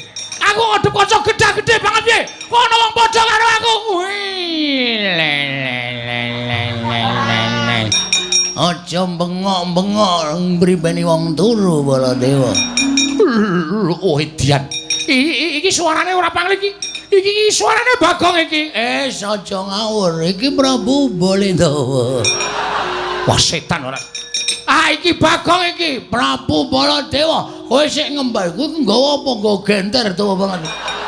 Baladewa rupek mlinjo cengelmu kuwi. Iki Kiai Nenggala, iki pamunaing Satu Sekti, tamake Gunung Jugruk Segara Asat. Ah iki Kiai Bendho, ayo. Iki nyilenane bagul tegan. Kaya apa aku sing tekaning mati tenang mati mati. Iya, iya.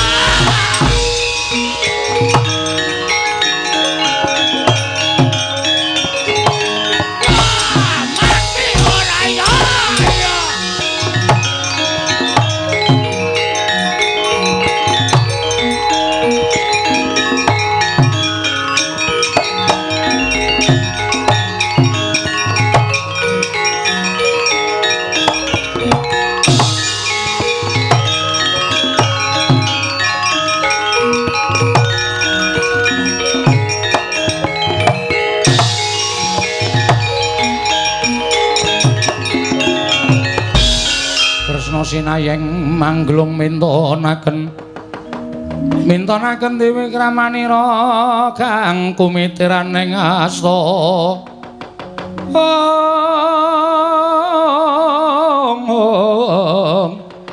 kang kumitiran ing asta aneng asta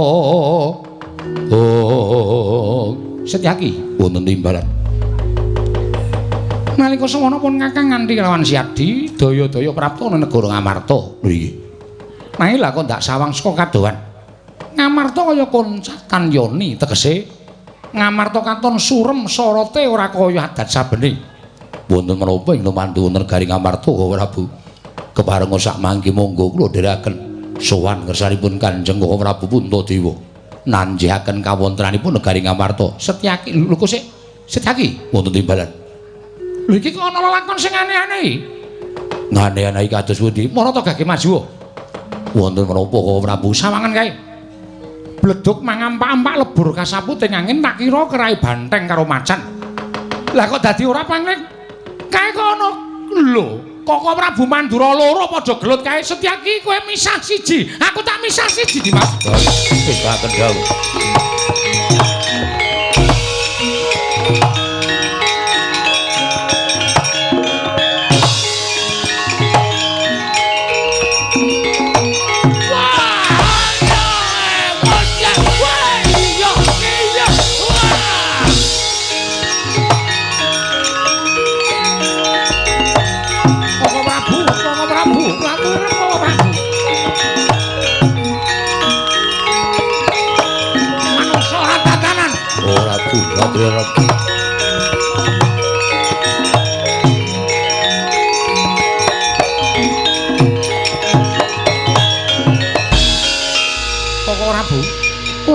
Sawetawis sampun ngantos kados mekaten iki. Lho.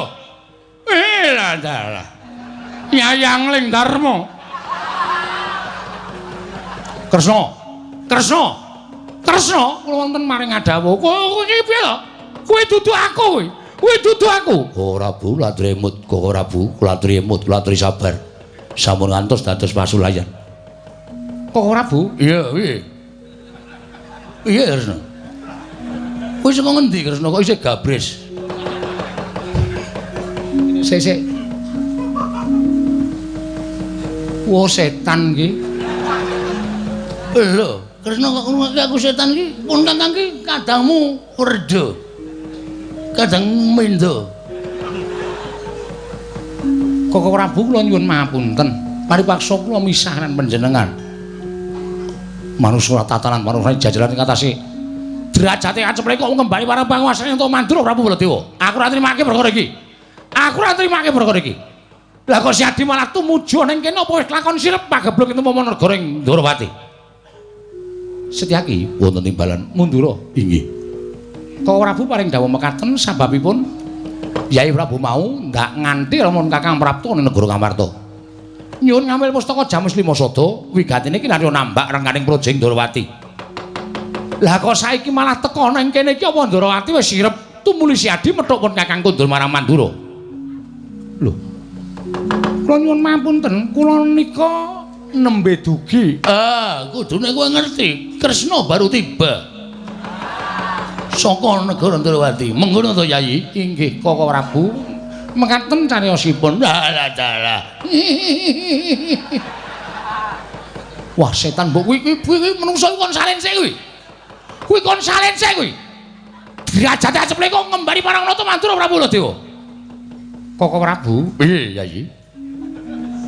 Kula suwun kanthi sanget. Iya, piye? Setyaki aja mepet-mepet. Piye ngestakaken dawuh? Setyaki aja basa, kowe ngerti ora? Sinten? Kene nyedhaki tak kandhani. Wedhus.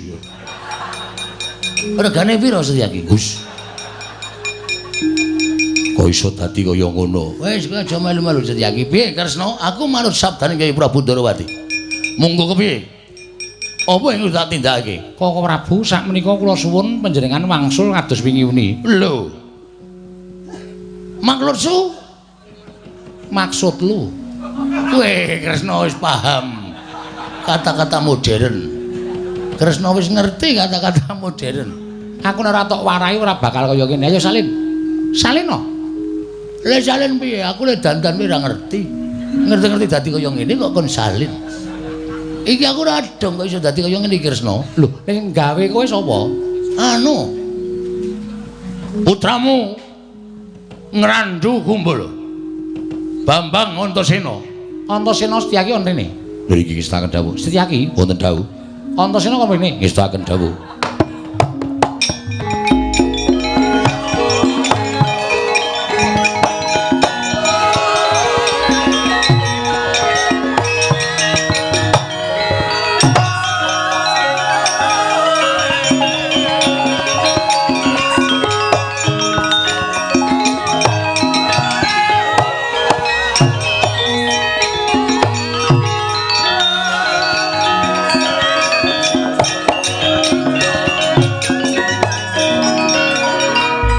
Antasena, Piye, Pakde?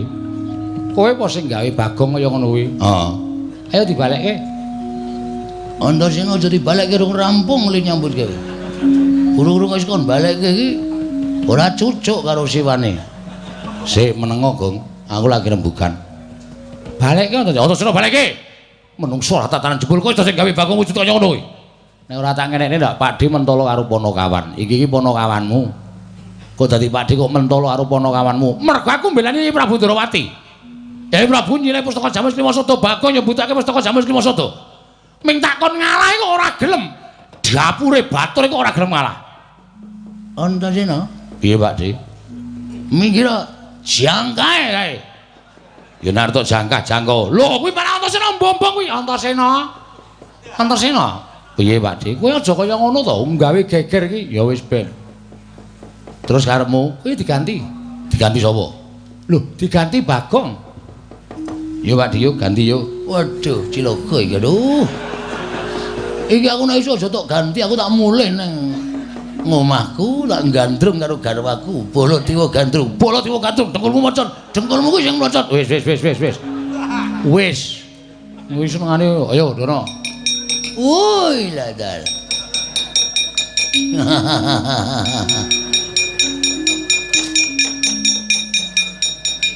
Halo. Wong edan dapure kaya ngene kok Malik Baladewa. Weh, nek gleleng to.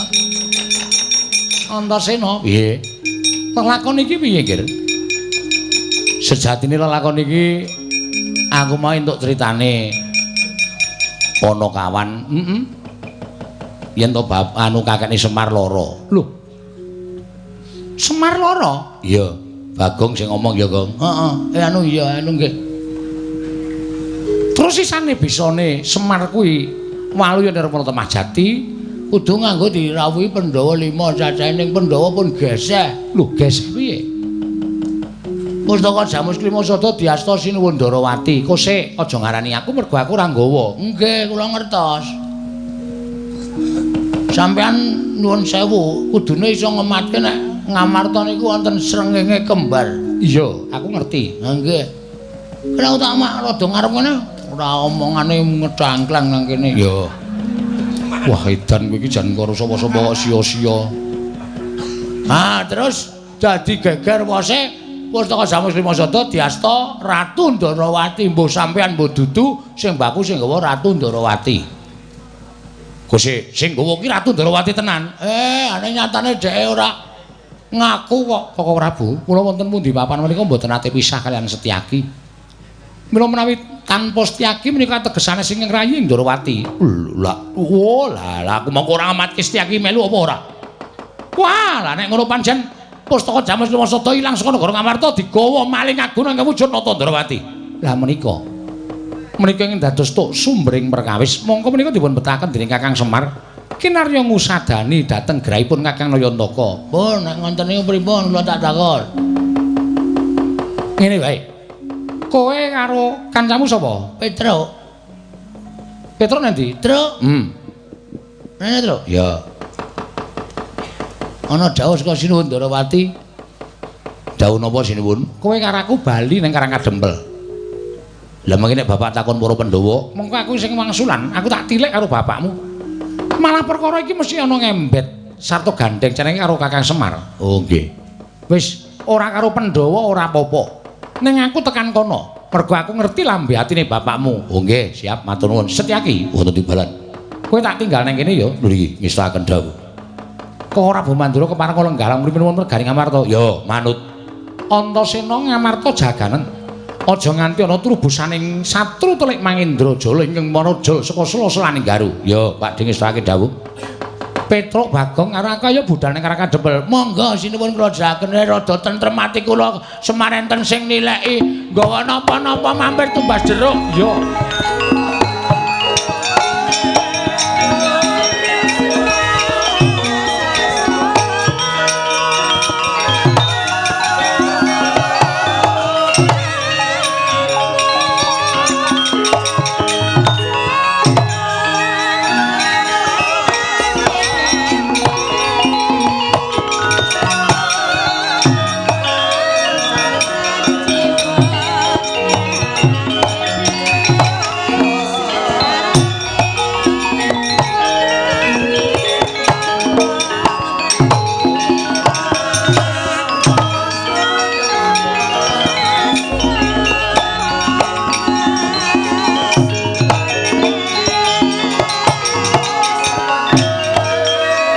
Ya pancen kanane bapakmu kaya mengkene iki nganti ora mubah ora musik nggone nandang ruga. Wah, kula piyambak malah bingung kok Den. Li ajeng ngrangkani bapak niku pripun? Monggo ya nek digotong niku ya abote ra jamak-jamak. Arep dipresake ya wong ya menelan biaya yang terlalu banyak. Monggo kula kali Petro kali Bagong niku wong sekeng. Ning ra pun wonten ngendikane bapak nek panjenengane niku nuwun sewu kepengin dirawuhi Pandhawa 5 sinambi mundi Pustaka Jamus Miang Jimat kelima sada mengke enten ature bapak sing ajeng kunjuk ngersanipun Ndara-ndara Pandhawa. Wah, Kresna kakangku. Werkudara piye? Yen pancen panjaluke Semar perkara Pustaka Jamus Miang Jimat kelima sada ora susah dadak walang ati. Mara kaki Pustaka Jamus kelima sada ingkang mbok gawa marang Projeng Ndrawati tumrap aturna marang Semar Badranaya. Werkudara sing awas paningalmu Yayi jejering satriya aja gumampang siadi ngadepi lakon kanthi netra lahir nanging gunakna netra batin. Tegese piye? Tegese pun Kakang ora mboyong Pustaka Jamus Miang Jimat kelima sada. Pun Kakang ora rumangsa kaparingan Pustaka Jamus Miang Jimat kelima sada. Mbok menawa siadi wis tanggap apa kang dadi kersaning pun Kakang. Kang mangkono iso dipestekke. Lamun Pustaka Jamus kelima sada ilang digawa Nata Ndrawati ing sejatine dudu pun Kakang Werkudara.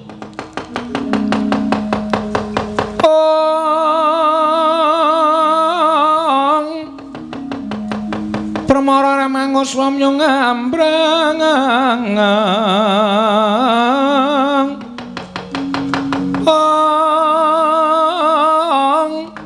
ati karunaning kaswase yaneng marga malalat tumiring sang kandha Wastratmaja long-long lalu mangulati.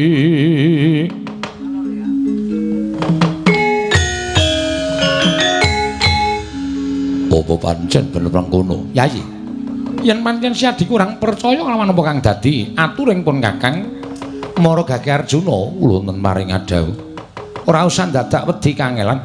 Dina samengko Dimas wis presa dhewe. Lamun pun Kakang ora mboyong pustaka Jamus Limasada. Kakang Mas nyata ingkang sawetawis sarawipun Koko Prabu Ndrawati kula badhe munjuk atur ngersa paduka Kakang Mas Jodipati nyatanipun negari Ngamarta. Kelebetan telik Mangindrajala ingkang dusta pustaka Jamus Myang Jimat Limasada. Wah, yen ngono pancen bener. Apa sing dadi ngendikane barep kakangku? Yen ngono aku keluputan perkawis nganti aku tega nundung kelawan Sediwa. Ora Kudara. Agahan tanpa pitung wekasan keseluruh dalan sing kleru. Ya. Aja banjur wisuh lumung ngentasi perkara. Tegese piye? Ayo digoleki pustaka Jamus Myang Jimat Limasada. Kinarya waluyaning Kakang Semar Badranaya angka 2. Si Adi wis wani nundung lawan kadangmu si Sedewa. Sedewa kudu bali ki nangka dadi jangkeping Pandhawa 5. Wah, Dipol aku njaluk pamit tak rampungane perkara iki. Kakang Semar aku nyuwun pamit Kakang Badranaya. Jagat mesane ngubathara atur jagat. Iki ana wujuding pandhita muda. Penemban, sampeyan kuwi peparape sapa? Pandhita Klyang ngabur kanginan mendung kebaraten sinuwun. Ing pundi papan dunungipun inggih mriku dedhepokipun ingkang abdipun kula. Peparapmu sapa Penemban? Menawi paduka ndangu kaliyan kula pun Begawan Dewa Kusuma. Begawan Dewa Kusuma inggih mila mekaten paduka sinten Prabu Kresna. Lho. Wela dalah. Wis ngerti karo aku? Nun inggih sampun. Ing ngageng inggil mboten pangling menika Raden Werkudara. Ya. Kowe ngerti karo aku. Ngumandhang kondhang asmanipun Raden Werkudara mila nyuwun pangapunten menawi kula peksa tepang kaliyan panjenengan. Namung sak mangke goreh orongeh penggalipun Raden Werkudara mboten jenak tuwin tansah kabebidung dhateng raos lepat ing nggumana musik wonten saklebeting manah. Lire piye kowe kandha kaya mengkono? Krana Raden Werkudara sampun tega lan mentala nundung dhateng kadang tarunanipun inggih menika Wragil Pandhawa namipun Raden Sediwa. Wah, ngerti lelakonku. Inggih. Nyatanipun Raden Sediwa menika mboten lepat. Raden Sediwa namung kepingin anyandhet pustaka Jamus Limasada anggenipun ical. Badhiripun beta dening Nata Ndrawati ingkang saknyata menika panjalmaning mengsah. Mila tumuli adreng anggen paduka kepengin sanget anjunjung derajating Nata Ndrawati nanging Raden Werkudara mboten priksa menawi Nata Ndrawati menika sesinglonipun tiyang ingkang kirang tanggel jawab. Wekasan sak mangke negari Ngamarta katingal peteng krana pustaka Jamus Limasada ical. Wondene Pandhawa gutang kantun sekawan krana mindranipun Raden Sediwa rak ngaten tura lampanipun. Tobat. Lah iki nang pendhita enom kok pintere ora jamak. Nganti sombatang lelakon wiwit purwa madya lan wusanane. Nyuwun pangapunten sinuwun boten ateges kula pamer. Namung saknyatanipun lelampahan ingkang lumampah kados mekaten lumadining lelakon wonten negari Ngamarta. Ya. Yen ngono aku ngaku marang kapintramu Penemban. Ning aku njaluk karo kowe mbok kowe kuwi gelem nulungi karan aku. Paduka sinuwun kepareng badhe menapa? Aku kuwi duwe mungsuh. Mengsahipun sinten? Tanpa beda kelawan aku. Wujude Nata Ndrawati. Namun kowe iso mateni Nata Ndrawati ingkang dina samengko iki pancen nggawa pustaka Jamus Myang Jimat Limasada lan gawe srana balining pustaka Jamus Myang Jimat Limasada. Kowe nyuwun apa wae mesti bakal tak paringi. Kula mboten badhe nyuwun menapa-menapa. Namung kula menika pandhita ingkang nglampahi tapa ngrame. Kula nuwun sewu sinuwun. Kula menika tetulung dhateng sak pepadaning gesang mongko tanpa pamrih. Paring payung tiyang kudanan, paring sandang tiyang kawudan, tuwin paring tedha tiyang ingkang nandhang kaluwen. Monggo menika kula tindakaken tanpa gadah pamrih menapa kemawon. Ngono inggih. Lah terus mboten lajeng paduka ndangu lah terus kados mekaten. Menawi paduka badhe nyuwun tulung dhateng kula, sampun ngantos maringi menapa-menapa menika kula tindakaken ginakaken darmaning kapandhitan kula. Dewa Kusuma wonten dawuh. Wis gage ora sandadakaken gunem tanpa guna. Mara mangkat Ratu Ndarawati ingkang nyidra pustaka Jamus Kimasada sirnana. Nun inggih ngestaken dawuh sinuwun.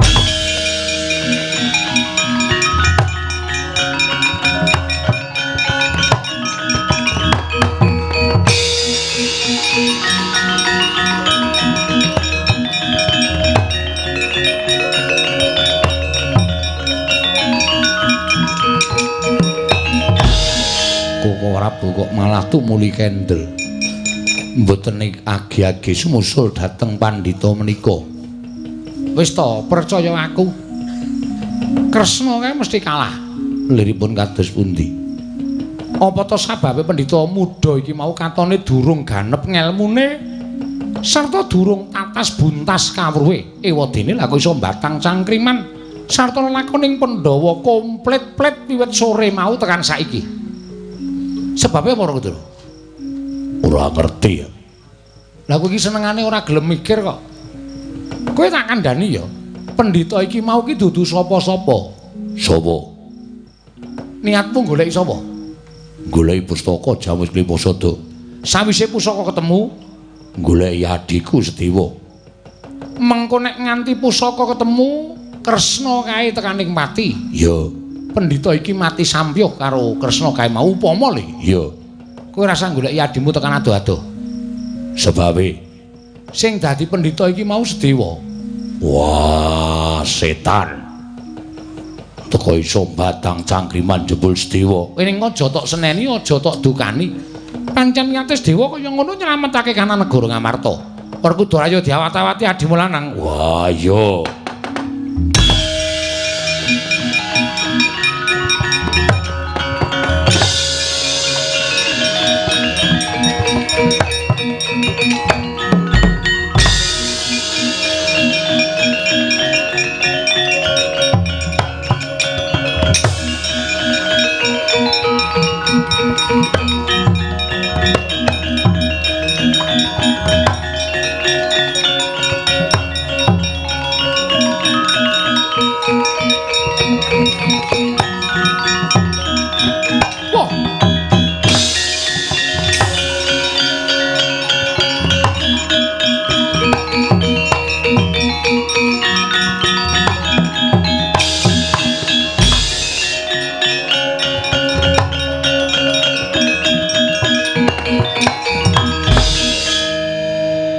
Iki Nata Ndarawati. Iki sapa? Takon karo aku Pandhita Klihang Kabur Kanginan. Peparab Begawan Dewa Kusuma. Begawan Dewa Kusuma? Iya, pancen kepara nyata. Ayo mbok balekake ora pustaka Jamus Miang Jimat Klimasada. Ora mbok balekake aja takon dosa. Kelakon tak kendharat dening tanganing Dewa Kusuma. Ayo cobanen Nata Ndarawati iso ngasorake aku sasati sanjara langit kowe Dewa Kusuma.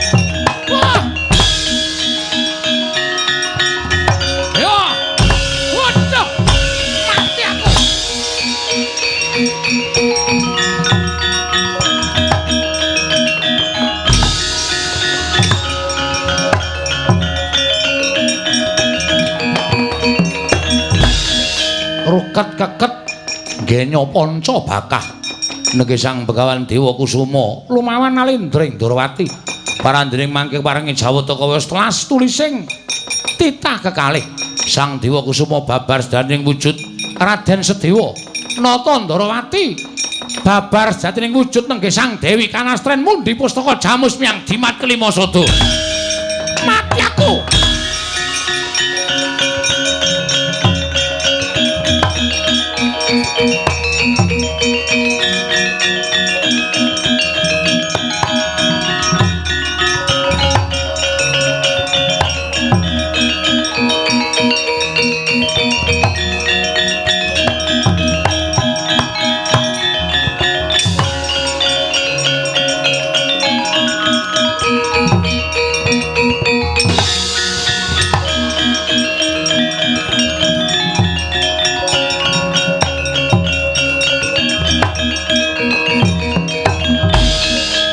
boten mangling pukulun Bathari Kanastren.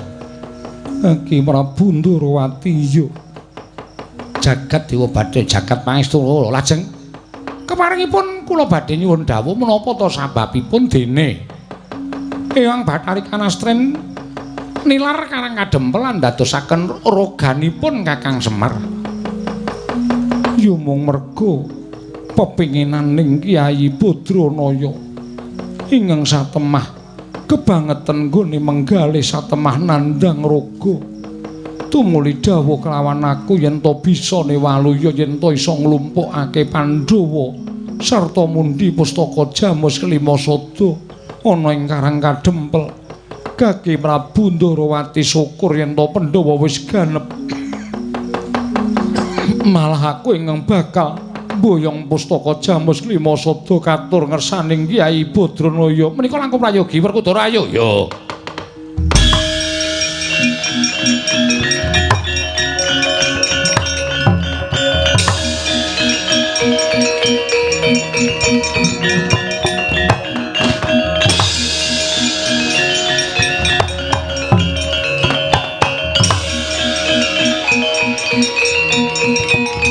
Kang Semar, aku ingkang wis prapta ning Karang Kadempel. Kakang Nayantaka. Pandhawa wis komplit, Kakang. Wah, Dipol, kowe Mario. Kowe Warasa, Kakang Semar. Aja kaya ngono, Kakang, mesakno marang para Pandhawa. Kyai Badranaya. Kula ingkang garwa pun Kanastren Kyai, kula ingkang ngaturaken pustaka Jamus miang jimat kelima sada. Katur jengandika Kyai saha kula ingkang saged ngrawuhaken pepundhen Pandhawa jengandika Kyai Semar. Grekah Kyai Nayantaka.